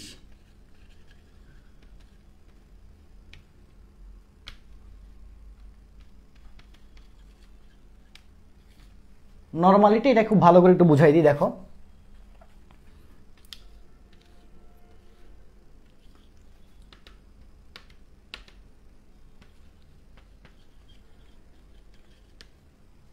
এক 1000 মিলিলিটার বা 1 লিটার, 1000 মিলিলিটার বা 1 লিটার একটা দ্রাবক। কি? দ্রাবক, দ্রব, দ্রাবক, দ্রবণ। আশা করি এই জিনিসগুলো তোমরা বোঝো, এগুলো একদম বেসিক জিনিস, এগুলো না বোঝার কিছু নাই। দ্রব, দ্রাবক, দ্রবণ। তাহলে 1000 মিলিলিটার দ্রাবকের ভিতরে যদি তুল্য ভর পরিমাণ দ্রব দ্রবীভূত থাকে তখন তার ঘনমাত্রাকে বলা হবে 1 নরমাল। জিনিসটা আমি আর একটু সহজ করে বুঝাই, ঠিক আছে? একটু খেয়াল করো, আমি আরো সহজ করে বোঝাচ্ছি, একটু খেয়াল করো। সোডিয়াম কার্বনেট এর আণবিক ভর হচ্ছে 106, এর আণবিক ভর কত? 106 গ্রাম। আর এটার তুল্য ভর কত দেখো তো? 106 ডিভাইডেড বাই 2, কারণ এটার তুল্য সংখ্যা কত ছিল? 2 ছিল তুল্য সংখ্যা। কত হয়? 53। তো খেয়াল করো যে মনে করতেছি যে এই 1000 মিলিলিটার দ্রাবকের ভিতরে আমরা সোডিয়াম কার্বনেট যুক্ত করব। তাহলে সোডিয়াম কার্বনেটটা হচ্ছে দ্রব, সোডিয়াম কার্বনেটটা কি? দ্রব। এবং সোডিয়াম কার্বনেটের তুল্য ভর কত? তুল্য ভর হচ্ছে 53 গ্রাম। তাহলে এই 1000 মিলিলিটার বা 1 লিটার দ্রাবকের ভিতরে যদি আমরা 53 গ্রাম দ্রব যুক্ত করি, 53 গ্রাম দ্রব যুক্ত করি, তখন এই যে দ্রবণ আছে এই দ্রবণের ঘনমাত্রা হবে 1 নরমাল। 1 নরমাল ঘনমাত্রা কি হবে তখন? 1 নরমাল। বুঝতে পারছো? মোলারিটির ক্ষেত্রে ঘনমাত্রাকে আমরা কি বলি? মোলার বলি না? মোলারিটির ক্ষেত্রে ঘনমাত্রাকে আমরা কি বলি? মোলার। আর নরমালিটির ক্ষেত্রে আমরা ঘনমাত্রাকে বলবো নরমাল। বুঝতে পারছো কিনা একটু জিজ্ঞেস করি, একটু বলো তো বুঝতে পারছো কিনা? নরমালিটির এই ধারণাটা কি বুঝতে পারছো? নরমালিটির এই ধারণা বুঝতে পারছো?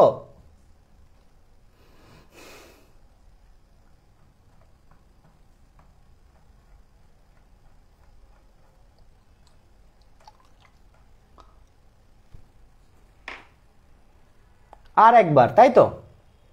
আচ্ছা, আমি আবারও বলতেছি, 1000 মিলিলিটার দ্রাবকের ভিতরে 1000 মিলিলিটার দ্রাবকের ভিতরে আমি কি করলাম?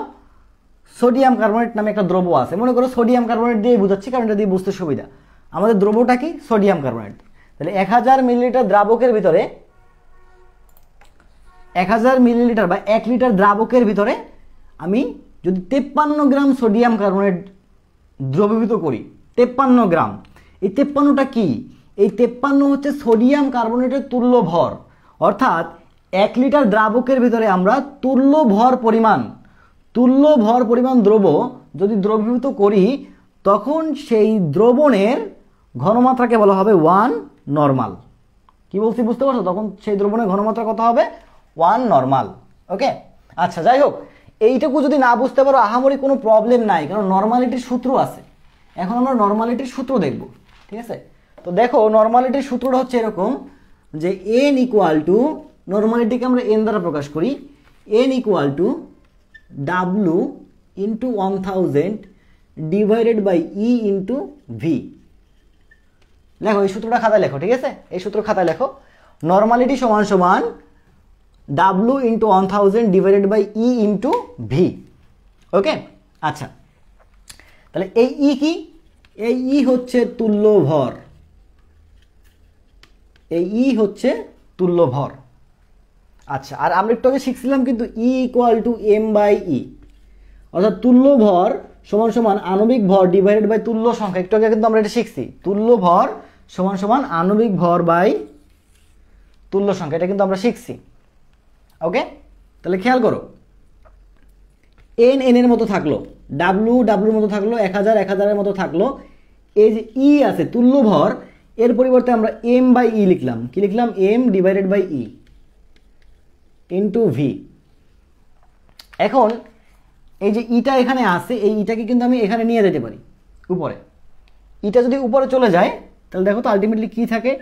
W by M into 1000 into V, এই যে ই। দেখো তো সূত্রটা কিন্তু এরকম আসে, তাই না? সূত্র কিন্তু এরকম আসে, তাই না? আচ্ছা, নরমালিটিকে আবার বলতে হবে, আবার বলতে হবে নরমালিটি।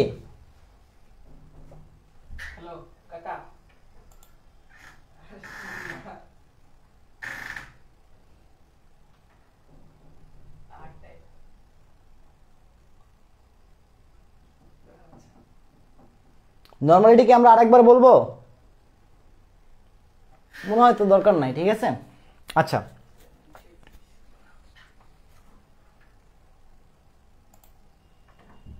ওকে, খেয়াল করো, তাহলে এখন আমরা একটু আগে একটা সূত্র শিখছিলাম না, S equal to W into 1000 divided by M into V, অর্থাৎ মোলারিটি সমান সমান W into 1000 divided by M into V. তাহলে এইটুকুর পরিবর্তে আমি কি লিখতে পারি? এস লিখতে পারি। এইটুকুর পরিবর্তে আমি কি লিখতে পারি? এস। তাহলে খেয়াল করো, এইটুকুর পরিবর্তে যদি আমি এস লিখি তাহলে আলটিমেটলি সূত্রটা দাঁড়াচ্ছে N equal to S E. Ultimately সূত্রটা কি দাঁড়াচ্ছে? N equal to S E. তাহলে নর্মালিটি থেকে তুমি দুইটা সূত্র মনে রাখবা, N equal to W into 1000 divided by E into V, আর N equal to S E. এটা হচ্ছে মোলারিটি এবং নর্মালিটির সম্পর্ক। এটা হচ্ছে মোলারিটি ও নর্মালিটির সম্পর্ক। ওকে, মোলারিটি ও নর্মালিটির সম্পর্ক।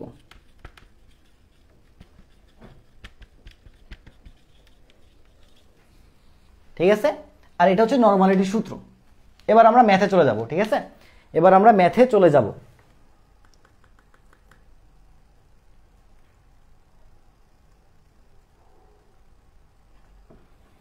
আচ্ছা, কারো যদি ক্ষুধা লাগে তাহলে আস্তে আস্তে করে কিছু খাও, কারণ ক্লাসটা একটু লং হয়ে যাবে আজকে। ঠিক আছে, মোটামুটি ভাবছিলাম 9:30 পর্যন্ত হবে, কিন্তু ক্লাস শেষ করতে প্রায় 10টার মতো লাগবে, 10টার মতো বাজবে। যাই হোক, দেখো তাহলে আমরা একটা কোশ্চেনে চলে যাই। কোশ্চেনটা হচ্ছে এরকম যে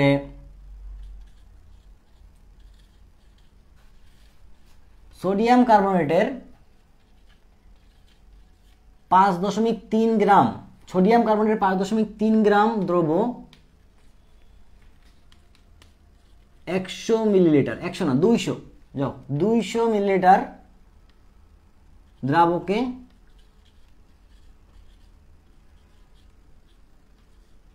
দ্রবীভূত আছে, তাহলে ঘনমাত্রা কত নরমাল?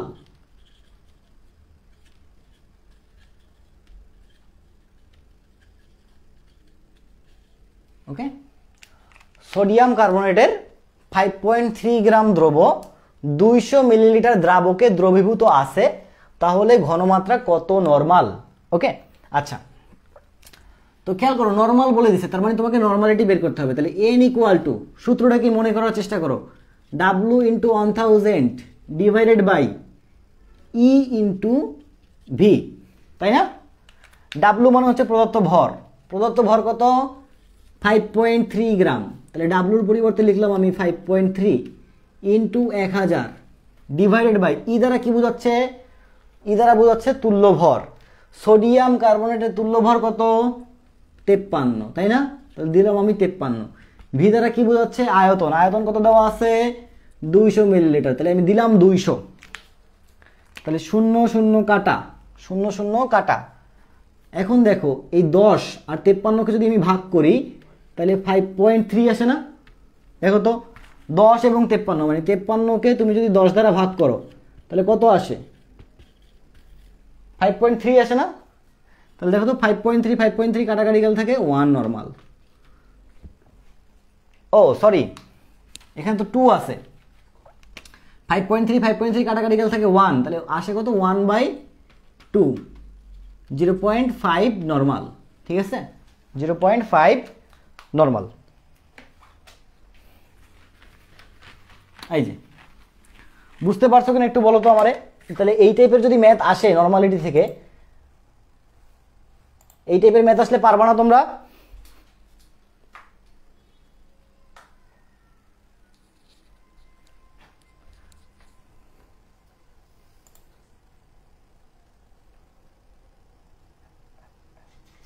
ওকে, ভেরি গুড।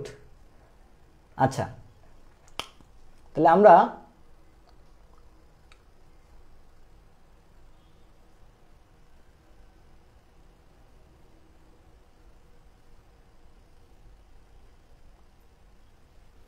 আচ্ছা রাত্রি কমেন্ট করছো ভাই নরমালিটির ক্ষেত্রে ভি কি মিলিলিটারে নেব নাকি লিটারে নেব? আচ্ছা দেখো খেয়াল করো, এই যে নরমালিটির ক্ষেত্রে সূত্র তোমার W into 1000 divided by E into V, আর মোলারিটির ক্ষেত্রে সূত্র হচ্ছে দেয়া তোমার W into 1000 divided by M into V.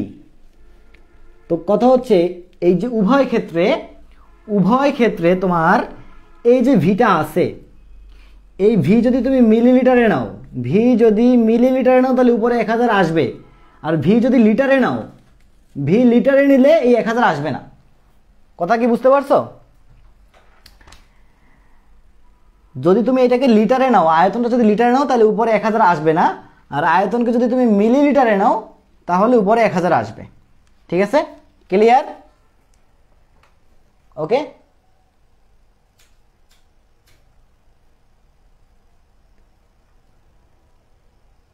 PDF এ কি দেওয়া? আচ্ছা, পিডিএফ এ হচ্ছে লিটার দিয়ে করছে। ঠিক আছে, পিডিএফ এ আমি লিটার দিয়ে রাখছি। হ্যাঁ, পিডিএফ এ হচ্ছে লিটার দেওয়া, সমস্যা নাই। লিটার থাকলে তোমার হচ্ছে কি উপরে 1000 গুণ হবে না। দেখো এই যে উপরে 1000 গুণ নাই, এই নর্মালিটির ক্ষেত্রে উপরে 1000 কিন্তু গুণ নাই। এই যে দেখো উপরে কিন্তু 1000 গুণ নাই, এই যে দেখো। ঠিক আছে, বুঝতে পারছো? আচ্ছা, এবার নর্মালিটি এবং মোলারিটির যে সম্পর্কটা ছিল সেটা কি ছিল? নর্মালিটি এবং মোলারিটির সম্পর্কটা কি ছিল? n = SE। নর্মালিটি এবং মোলারিটির সম্পর্ক কি? n = SE। এখন এই ইটা কি ছিল? এই ই হচ্ছে তোমার তুল্য সংখ্যা, এই ই হচ্ছে তোমার তুল্য সংখ্যা। ওকে, আচ্ছা, তো এখন এখান থেকে খুবই সিম্পল কোশ্চেন আসবে। সিম্পল কোশ্চেন এরকম একটা কোশ্চেনের নমুনা দেখাই। কোশ্চেনটা হচ্ছে এরকম যে 0.1 মোলার H2SO4 এর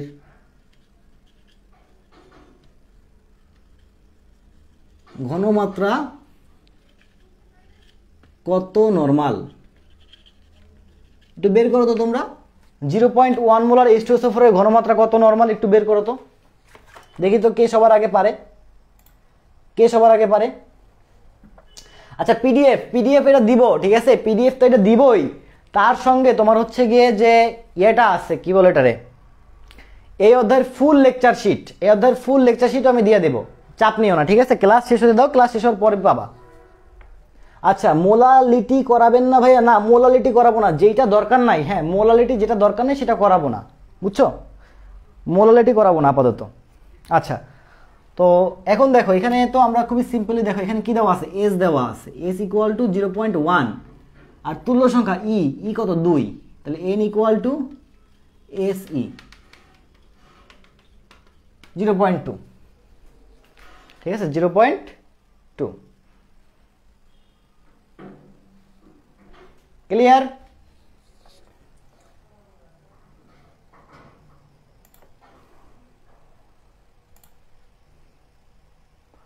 ওকে, তো আমরা সামনের দিকে আগাই। ঠিক আছে, সামনের দিকে আগাই। এই ঘনমাত্রা নিয়ে অনেক ম্যাথ আছে, ঘনমাত্রা নিয়ে। আচ্ছা, পার্সেন্টেজ থেকে মানে মোলারিটি, পার্সেন্টেজ থেকে মোলারিটি।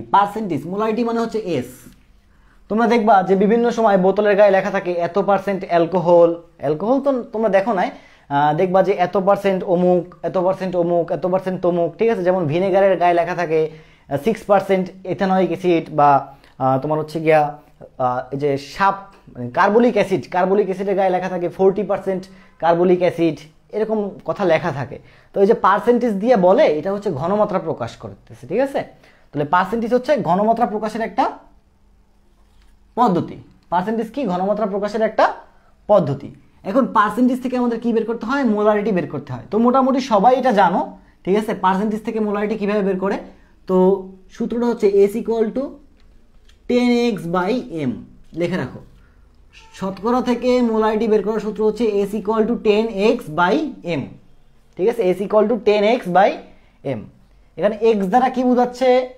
x দ্বারা বোঝাচ্ছে তোমার এখানে যে পার্সেন্ট আছে x%। একটা কোশ্চেন দিলেই বুঝতে পারবা যে 2.5% সোডিয়াম হাইড্রোক্সাইডের ঘনমাত্রা কত মোলার? 2.5% সোডিয়াম হাইড্রোক্সাইডের ঘনমাত্রা কত মোলার?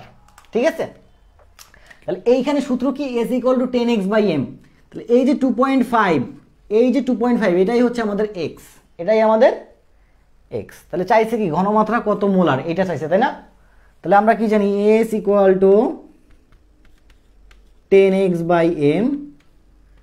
10 এক্স এর ভ্যালু কত, এক্স এর ভ্যালু হচ্ছে 2.5, তাহলে বসাইলাম 2.5। এম দ্বারা কি বোঝায়, আণবিক ভর। সোডিয়াম হাইড্রোক্সাইডের আণবিক ভর কত, 40, বসাই আমি 40, ঠিক আছে? তাহলে এই শূন্য কাটা, তাহলে 2.5কে আমার 4 দ্বারা ভাগ করতে হবে। তাহলে 2.5কে যদি আমি 4 দ্বারা ভাগ করি তাহলে কত আসে,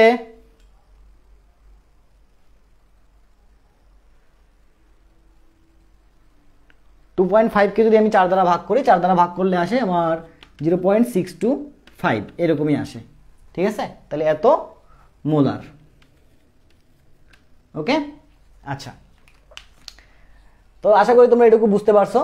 এই যে দেখো, মোলারিটি থেকে তোমার ঘনমাত্রা প্রকাশের, এই যে মোলারিটি থেকে তোমার ওই যে দেখো ইয়াতে নেওয়ার সূত্র,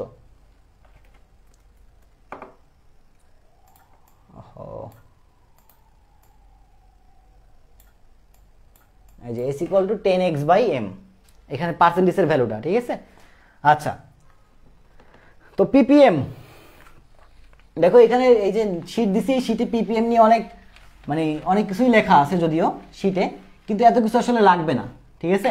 আর ভালো কথা, এই যে দেখো S ইকুয়াল টু 10x/m, এই সূত্র থেকে কিন্তু আমরা কি করলাম, পার্সেন্টেজ থেকে মোলারিটি বের করলাম, মানে পার্সেন্টেজ থেকে মোলারিটি বের করছি, পার্সেন্টেজ থেকে কি বের করছি, মোলারিটি বের করছি।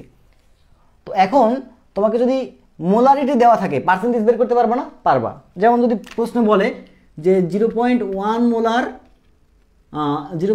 মোলার সোডিয়াম হাইড্রোক্সাইডের ঘনমাত্রা কত পার্সেন্ট, এর ঘনমাত্রা কত পার্সেন্ট, মানে শতকরা কত। আমি তো লিখলাম কত পার্সেন্ট, কিন্তু প্রশ্নে থাকবে কি শতকরা কত, ঠিক আছে? 0.1 মোলার সোডিয়াম হাইড্রোক্সাইডের ঘনমাত্রা শতকরা কত, এরকম থাকবে। তো সেক্ষেত্রে দেখো তোমার 10 এক্সটা বের করতে হবে আমাদেরকে, কি বের করতে হবে, এক্স। তাহলে এস এর ভ্যালু কত, 0.1, আর এম এর ভ্যালু কত, সোডিয়াম হাইড্রোক্সাইডের ক্ষেত্রে এম এর ভ্যালু হচ্ছে 40। তাহলে গুণ করলে দেখো তো এক্স ইকুয়াল টু আসতেছে তোমার 4/10, মানে 0.4%। 0.4%, বুঝছো কিনা বলো তো, বুঝছো কিনা একটু বলো তো। 0.4 বুঝছো কিনা একটু বলো তো। Very good.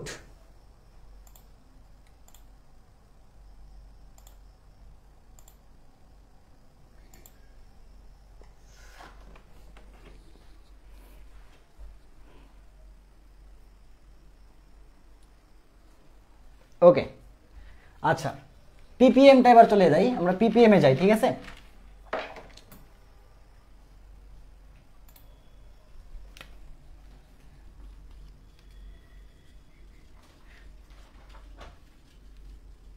পিপিএম মানে হচ্ছে পার্টস পার মিলিয়ন, ঠিক আছে? মনে রাখবা পিপিএম বের করার সূত্র মনে রাখবা, SM10³ PPM equal to SM10³। তাহলে যদি আমাদেরকে এখানে তোমার হচ্ছে ঘনমাত্রা বা মোলারিটি দেওয়া থাকে, সেখান থেকে আমরা কিন্তু পিপিএম বের করতে পারবো। ঘনমাত্রা বা মোলারিটি দেওয়া থাকলে কিন্তু আমরা ইজিলি পিপিএম বের করতে পারবো। PPB parts per billion, parts per billion সূত্র হচ্ছে SM10⁶। PPT parts per trillion সূত্র হচ্ছে SM10⁹। তো একটা সূত্র মুখস্থ রাখলেই হচ্ছে, একটা সূত্র মুখস্থ রাখলেই হবে। পিপিএম, পিপিএম এর ক্ষেত্রে SM10⁵, পিপিবি, বি এর ক্ষেত্রে 10⁶, পিপিটি এর ক্ষেত্রে কত, 10⁹।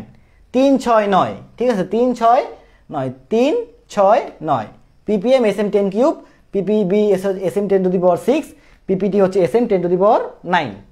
ওকে, আচ্ছা, এবার কোশ্চেন দেখো একটা, ঠিক আছে? কোশ্চেন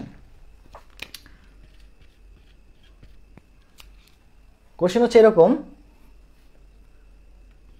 0.1 মোলার সোডিয়াম কার্বনেটের ঘনমাত্রা কত পিপিএম। 0.1 মোলার সোডিয়াম কার্বনেটের ঘনমাত্রা কত পিপিএম। তাহলে আমাদের কি দেওয়া আছে দেখো তো, এখানে এস এর ভ্যালু দেওয়া আছে, সোডিয়াম কার্বনেট বলে দিয়েছে, তার মানে আণবিক ভর এম দেওয়া আছে, চাইছে কি পিপিএম। তাহলে সূত্র কি, SM 10³ তাহলে এস এর ভ্যালু কত দেখো তো 0.1, তাহলে দিলাম আমি 0.1 বসাইয়া।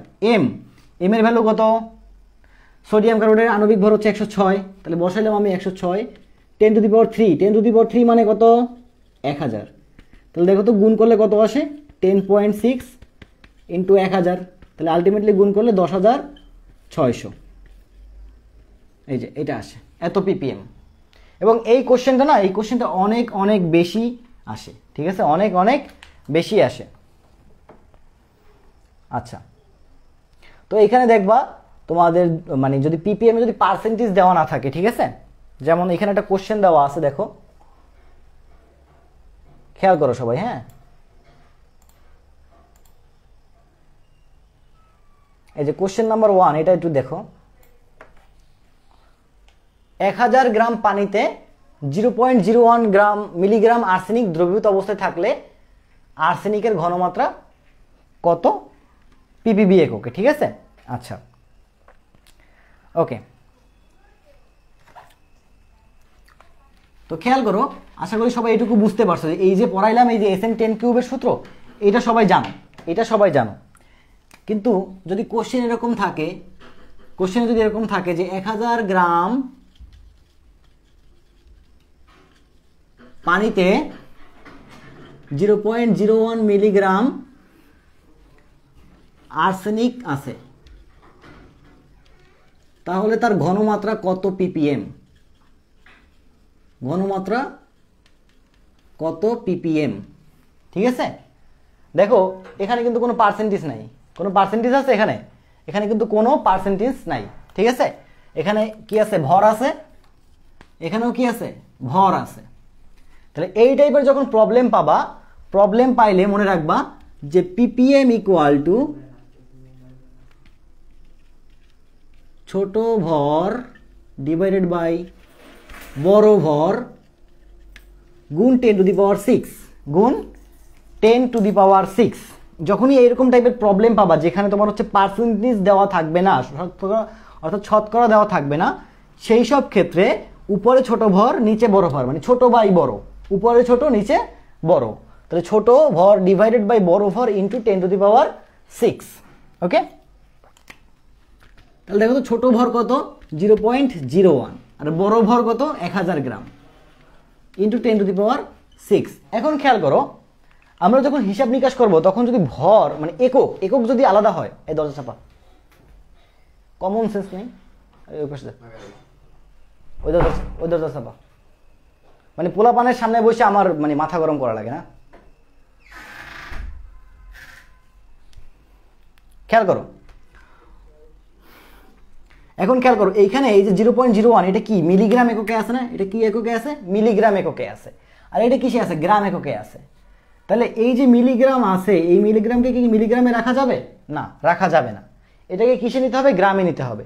তাহলে আমরা কি জানি, আমরা কি জানি যে আমরা জানি তোমার 1 মিলিগ্রাম সমান সমান 10⁻, আমরা জানি 1 মিলিগ্রাম সমান সমান 10⁻³ গ্রাম, ঠিক আছে। তাহলে এই যে দেখো এই যে এই ভর আছে, এখানে মিলিগ্রামটা আছে, এটার পরিবর্তে আমরা এখানে কত গুণ করব 10⁻³ অর্থাৎ এখানে ছিল মিলিগ্রাম আর এখানে ছিল গ্রাম, দুইজনকে আমাদের কি করতে হবে, সেম করে নিতে হবে। হয় এই গ্রামটাকে মিলিগ্রামে নেব, নইলে এই মিলিগ্রামকে আমরা কিসে নেব, গ্রামে নেব, যে কোনো একজনকে আমাদের কনভার্ট করতে হবে, সেম এককে কনভার্ট করতে হবে, ওকে। তো আলটিমেটলি দেখো তুমি যদি হিসাব নিকাশ করো তাহলে দেখো কত আসে, এখানে আছে 1000 আর এই 10⁻³ এটা কাটাকাটি চলে যাচ্ছে, 1000 আর 10⁻³ কেমনে কাটাকাটি যায়, ও সরি এটা না, 10⁻³ ঠিক আছে। তাহলে দেখো এখানে আছে 10⁻6 আর এখানে আছে 10⁻³, তাহলে এখানে হিসাব করলে কত আসে 10⁻³ আসে। এবার এই 1000 আর এই 10⁻³ কাটাকাটি চলে যায়, কাটাকাটি গেলে থাকে আলটিমেটলি কত থাকে 0.01, এত ppm, ঠিক আছে, এত ppm। আচ্ছা এখন খেয়াল করো, এখানে যখন ppm এর পরিবর্তে ppb থাকবে, ppm এর পরিবর্তে ppb থাকলে এখানে কত আসবে 10⁹ আসবে, বুঝতে পারছো এখানে কত আসবে 10⁹ আসবে। আচ্ছা নাহিদ লিখছে ভাই ppb হবে না, আচ্ছা দেখো প্রশ্নে বলছে ppb, প্রশ্নে বলছে পিপিবি আর আমি পিপিএম বের করছি, প্রশ্নে পিপিবি বলতে পারে, সমস্যা নাই, প্রশ্নে পিপিবি বলছে, কিন্তু আমার প্রশ্নে কি বলছে? আমার প্রশ্নে তো পিপিএম বলছে, তাই না? আমার প্রশ্নে পিপিএম বলছে।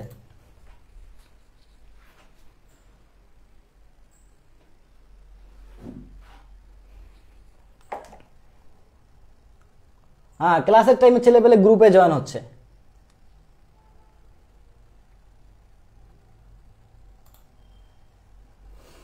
ওকে, আচ্ছা, এই যে দেখো কোশ্চেন নাম্বার 2, এটা তোমরা বাসায় বসে প্র্যাকটিস করবা। কোশ্চেন নাম্বার 2 এটা বাসায় বসে প্র্যাকটিস করবা। তারপরে দেখো, আচ্ছা, পিপিএম একক হতে শতকরার একক নির্ণয়। আচ্ছা, এবার মোস্ট ইম্পর্টেন্ট একটা জিনিস শিখাচ্ছি, দেখো।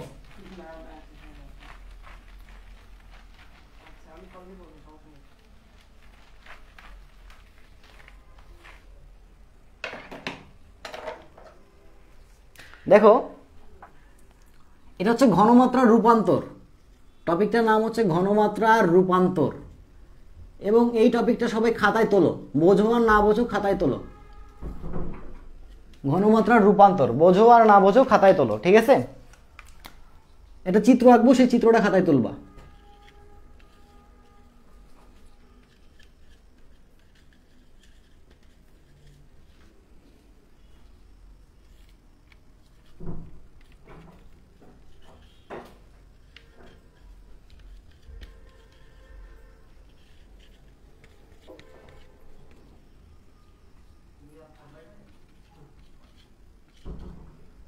আজকে প্রথম ক্লাস, আজকে এত ডিস্টার্ব, তবে সবগুলো ঘর থেকে বের করে দিব।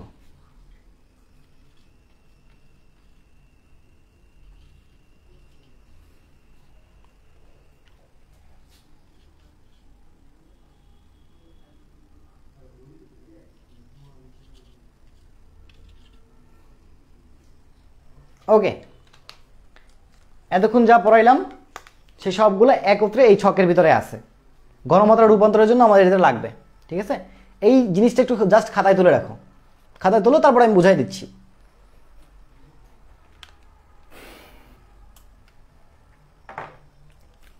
এস, এই এস দ্বারা কি বোঝাচ্ছে? মোলারিটি বোঝাচ্ছে। এস দ্বারা কি বোঝাচ্ছে? মোলারিটি। এটা হচ্ছে নর্মালিটি, এটা হচ্ছে শতকরা, পিপিএম, পিপিবি, পিপিটি। ওকে, এখন তোমাকে প্রশ্নে বললো কি যে পার্সেন্টেজ থেকে তো কিন্তু আমরা মোলারিটি নির্ণয় করা শিখছি, তাই না? পার্সেন্টেজ থেকে কিন্তু আমরা মোলারিটি নির্ণয় করা শিখছি। কোন সূত্র? এস ইকুয়াল টু 10x/m, এই সূত্রের মাধ্যমে, তাই না? কিন্তু পার্সেন্টেজ থেকে কি আমরা নর্মালিটি বের করা শিখছি? খেয়াল করো, কিন্তু পার্সেন্টেজ থেকে কিন্তু আমরা নর্মালিটি বের করা শিখি নাই, আর আমি শিখাবো না। কিন্তু এই যেটা শিখাই দিছি, এইটা দিয়ে তুমি পারবা। কিভাবে? যদি তোমাকে প্রশ্নে পার্সেন্টেজ থেকে নর্মালিটি বের করতে বলে, পার্সেন্টেজ থেকে কি বের করতে বলতেছে? নর্মালিটি বের করতে বলতেছে, তখন তুমি কি করবা? ফার্স্ট অফ অল পার্সেন্টেজ থেকে দেখো, এই যে মোলারিটি বের করবা। ফার্স্ট অফ অল কি করবা? পার্সেন্টেজ থেকে মোলারিটি বের করবা। মোলারিটি বের করার পরে তুমি সেখান থেকে নর্মালিটি বের করবা। সেখান থেকে কি বের করবা? নর্মালিটি বের করবা। তাহলে দেখো, ফার্স্ট অফ অল তোমাকে পার্সেন্টেজ থেকে কি বের করতে হবে? মোলারিটি। মোলারিটি থেকে তুমি দেন কি বের করবা? নর্মালিটি। আমি একটা এক্সাম্পল দেখাচ্ছি, হ্যাঁ, একটা কোশ্চেন দেখাচ্ছি, তাহলে আরো ভালো করে বুঝতে পারবা। যেমন তোমার কোশ্চেনটা হচ্ছে এরকম, 1% সোডিয়াম হাইড্রোক্সাইডের পিপিএম কত? মানে 1% সোডিয়াম হাইড্রোক্সাইডের ঘনমাত্রা শতকরা কত পিপিএম বা কত পিপিএম, ঠিক আছে? তাহলে এখানে দেখো পার্সেন্টেজ দেওয়া আছে, সেখান থেকে কি বের করতে বলছে? পিপিএম বের করতে বলছে। তাহলে আমরা ফার্স্টে কি করব? এস ইকুয়াল টু 10x/m, এইটা অ্যাপ্লাই করি। যদি অ্যাপ্লাই করি, দেখো তো 10, এক্স এর ভ্যালু কত? 1, এম এর ভ্যালু কত? 40। তাহলে কাটাকাটি গেলে থাকে কত? 1/4। কাটাকাটি গেলে থাকতেছে কত? 1/4। এবার পিপিএম বের করার সূত্র কি? পিপিএম ইকুয়াল টু কি? এসএম 10 কিউব না? SM 10 cube. তাহলে এস এর ভ্যালু কত পাইছি? 1/4। এম আণবিক ভর, আণবিক ভর কত? Sodium hydroxide 40। তাহলে বসাই 40, আর 10 কিউব মানে কত? 1000। বাকি হিসাবটা তোমার হাতে, বাকি হিসাব তোমার হাতে। বুঝতে পারছো না? খুব কঠিন কিন্তু না। তাহলে এবার দেখো, তোমার কাছে যদি এই জিনিসটা জানা থাকে, তাহলে কিন্তু তুমি এই যে পিপিটি, যে পার্সেন্টেজ থেকে পিপিটি বের করতে পারবা, পার্সেন্টেজ থেকে পিপিবি বের করতে পারবা, পার্সেন্টেজ থেকে পিপিএম বের করতে পারবা, আবার পিপিএম থেকে তুমি নর্মালিটি বের করতে পারবা।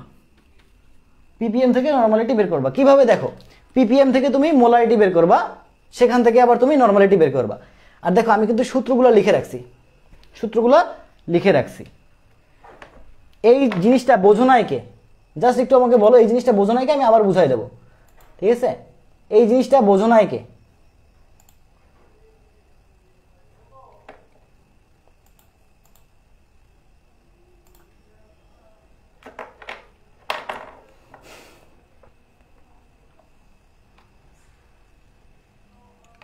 আশা করি সবাই বুঝছো, ঠিক আছে? আমি চাইছিলাম যে আজকে আরো বেশ কয়েকটা টপিক পড়াবো, যেমন অম্লমিতি ক্ষারমিতি আজকে পড়াবো বলছিলাম, কিন্তু অম্লমিতি ক্ষারমিতি আজকে হচ্ছে না। এই একটা টপিকই বাকি আছে, এটা আমি আগামী ক্লাসে পড়াবো। হ্যাঁ, ডায়াগ্রামটা আরও আসিল, ঠিক আছে? ডায়াগ্রামটা আমি শর্ট করে দিছি, ডায়াগ্রামে আরও আছে। এখানে মোলালিটি ছিল, ঠিক আছে? আমি ইউটিউবে যে প্রথম ভিডিও আপলোড করছিলাম আমার জীবনে, সেটা হচ্ছে এই ডায়াগ্রাম সংক্রান্ত, ঠিক আছে? এই ডায়াগ্রামটা ছিল আমার ইউটিউবে আপলোড করা প্রথম ভিডিও, এইটা সংক্রান্ত ক্লাস। তো এখানে আরও অনেক কিছু ছিল, মোলালিটি ছিল, গ্রাম পার লিটার ছিল, ঠিক আছে? তারপর হচ্ছে তোমার ফর্মালিটি ছিল। এগুলো আমি বাদ দিয়ে দিছি। কেন বাদ দিছি? কারণ তোমার হচ্ছে গিয়ে আপাতত এগুলো তোমার না হলেও চলবে, এগুলোই তোমার কাজে লাগবে, ঠিক আছে? এগুলোই তোমার কাজে লাগবে। তো আজকে ক্লাস এই পর্যন্তই। আর কালকে সকাল 10টার সময় পরীক্ষা, ঠিক আছে? কালকে সকাল 10টায় পরীক্ষা। আর লেকচার শিটের জন্য আমি একটা চ্যানেলের লিঙ্ক দিয়ে দেবো গ্রুপে, ঠিক আছে? সেই গ্রুপে দিব। আর হচ্ছে গিয়ে তোমাদের কি বলে এটাকে, প্রবলেম সলভিং যে গ্রুপটা খুলছি, সেখানে সবাই শুধুমাত্র প্রবলেমগুলাই দেবা, ঠিক আছে? সবাই শুধুমাত্র প্রবলেম দেবা, এক্সট্রা কোনো কথা বলবা না, ঠিক আছে? ওই গ্রুপে এক্সট্রা কোনো কথা বলবা না। এতে হবে কি, যে ধরো একটা ছেলে বা একটা মেয়ে প্রবলেম দিছে, এখন তুমি যদি কথা বলো, ওই প্রবলেমটা কিন্তু হারায় যাবে, ও কিন্তু আর দেখতে পাবে না, বা আমরাও দেখতে পাবো না, ঠিক আছে? আর মনে করো যে একজনে একটা প্রবলেম দিছে, তো ধরো তুমি ওই প্রবলেমটা পারো, ঠিক আছে? তুমি পারো, তাহলে তুমি কি করবো, সঙ্গে সঙ্গে সলভ করে দিবা। এতে হবে কি, তোমার কিন্তু প্র্যাকটিস হয়ে গেল। বুঝতে পারছো? তোমার কিন্তু প্র্যাকটিস হয়ে গেল। প্রবলেম সলভ যে শুধুমাত্র আমরা করবো এমন কিন্তু না, প্রবলেম সলভ যে শুধুমাত্র আমরা করবো তা কিন্তু না। প্রবলেম সলভ কিন্তু তুমি তোমার বন্ধুটাও করে দিতে পারো। এই যে আমি এখন ভার্সিটিতে পড়ি, আমি অনেক টপিক আছে বুঝি না, আমি কার কাছ থেকে বুঝি? স্যারের কাছ থেকে যেয়ে বুঝি। স্যার তো আমার হচ্ছে গিয়া মানে টাইম দেবে না এক্সট্রা ভাবে, তখন আমাকে কি করতে হয়, বন্ধুর কাছে গিয়ে বুঝতে হয়, ঠিক আছে? তো প্রবলেম সলভিং গ্রুপে যে প্রবলেমগুলো দেওয়া থাকবে, প্রবলেম সলভিং গ্রুপে যে প্রবলেমগুলো আসবে, এগুলো হচ্ছে তুমি তোমার মানে তোমরা যদি পারো কেউ, তাহলে সঙ্গে সঙ্গে সলভ করে দিবা, ঠিক আছে? সঙ্গে সঙ্গে সলভ করে দিবা। আর কালকে সকাল 10টার সময় পরীক্ষার লিঙ্ক আমি হচ্ছে গ্রুপে দিয়ে দেবো, ঠিক আছে? বুঝছো? ক্লিয়ার ব্যাপারটা? আর পরীক্ষা যখন দিতে ঢুকবা, খেয়াল করো, একটু কথাটা শোনো। পরীক্ষা দিতে যখন ঢুকবা, তখন এখানে লেখা থাকবে, একটা ঘর আসবে যে ইন্টার ইওর নেম।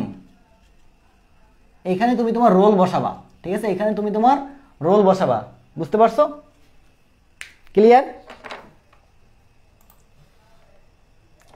আচ্ছা, এক্সাম কি শুধু এই লেকচারের উপর হবে? হ্যাঁ, এই লেকচারের উপরেই শুধু এক্সাম, এই লেকচারের উপর এক্সাম, এবং সেই অনুসারেই আমার কোশ্চেন করা আছে, ঠিক আছে?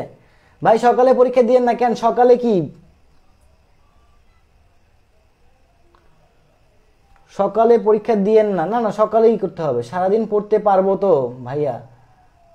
আচ্ছা, এটা ভালো কথা বলছো, ঠিক আছে? তাহলে তোমাদের এক্সাম, আচ্ছা আমি বলতেছি, ভালো কথা বলছো।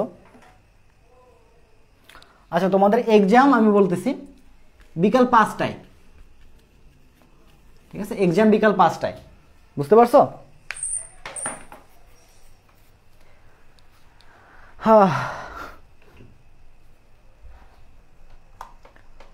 সন্ধ্যায় না, সন্ধ্যার সময়, শোনো, সন্ধ্যার সময় তুমি যখন পরীক্ষা দিতে বসবা, সন্ধ্যার সময় এ আসবে, ও আসবে, বিকালে নিরিবিলি রুমের ভিতরে বসে পরীক্ষা দেবে। আর সন্ধ্যার সময় হচ্ছে তোমার ইচ্ছা করবে যাই একটু বাইরে যাই ঘুরে আসি, যেগুলো বিড়ি খায় সেগুলো বলবে যাই একটু বাইরে থেকে বিড়ি খেয়ে আসি।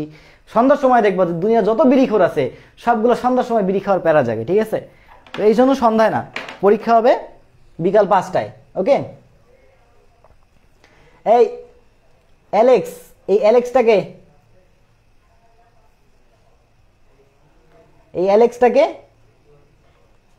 বিকালে পড়তে ভাল লাগে না? ভাল লাগবে না, ওর ম্যানকে চিপায় পড়লে সবারই ভাল লাগে, ঠিক আছে?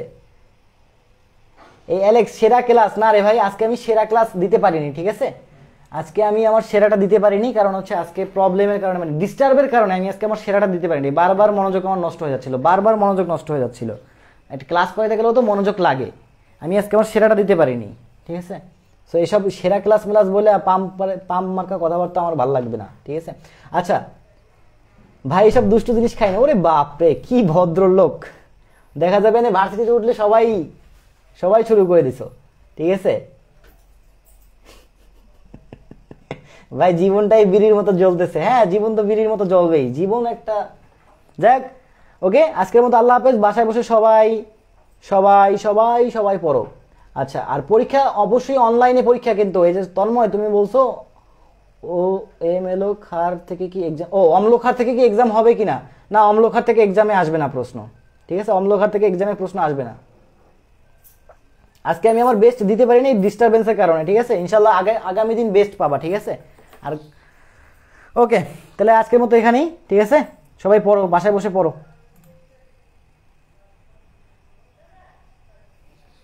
লাইভ লাইভ কাটছে। ও আচ্ছা।